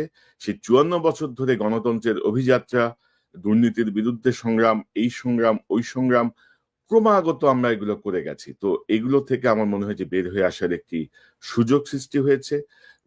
নতুন যে 7 কোটি ভোটার, সেই 7 কোটি ভোটারের কথা মাথায় রেখে আমাদের রাজনৈতিক নেতারা তাদের বক্তব্য দেবেন, তাদের কর্মসূচি ঠিক করবেন, সেটি আমরা প্রত্যাশা করি। আর পাশাপাশি আমাদেরকে গালাগালি করে কোনো লাভ নাই।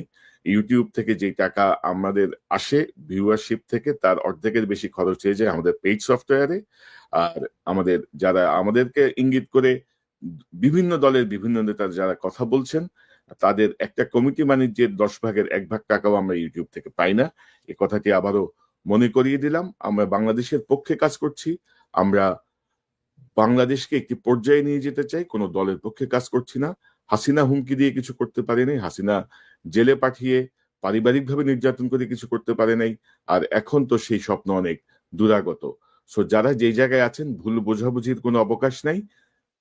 দেশের পক্ষে আসুন, দেশের পক্ষে সবাই মিলে আমরা কাজ করি। পাশাপাশি আরেকটি বিষয় আমি বলতে চাই, ডক্টর ইউনূসের ইন্টারভিউ দেখে বা তার কথাবার্তা শুনে যারা বিভ্রান্ত হয়েছিলেন যে এই লোক পারবে না, তিনি তার ক্যাপাবিলিটি ইতিমধ্যে প্রমাণ করে দিয়েছেন। তার সঙ্গে চ্যালেঞ্জে যায় না, তার সঙ্গে ধাক্কা ধাক্কিতে যায় না, আপোষে আসেন। এবং আমার ধারণা ডক্টর ইউনূস খুব শীঘ্রই হয়তো তার উপদেষ্টা পরিষদ পরিবর্তন করে একটি নতুন কাঠামোর মধ্য দিয়ে হয়তো দেশকে পুনর্গঠন বা নির্বাচনের পথে ক্রমশ এগিয়ে যাবেন।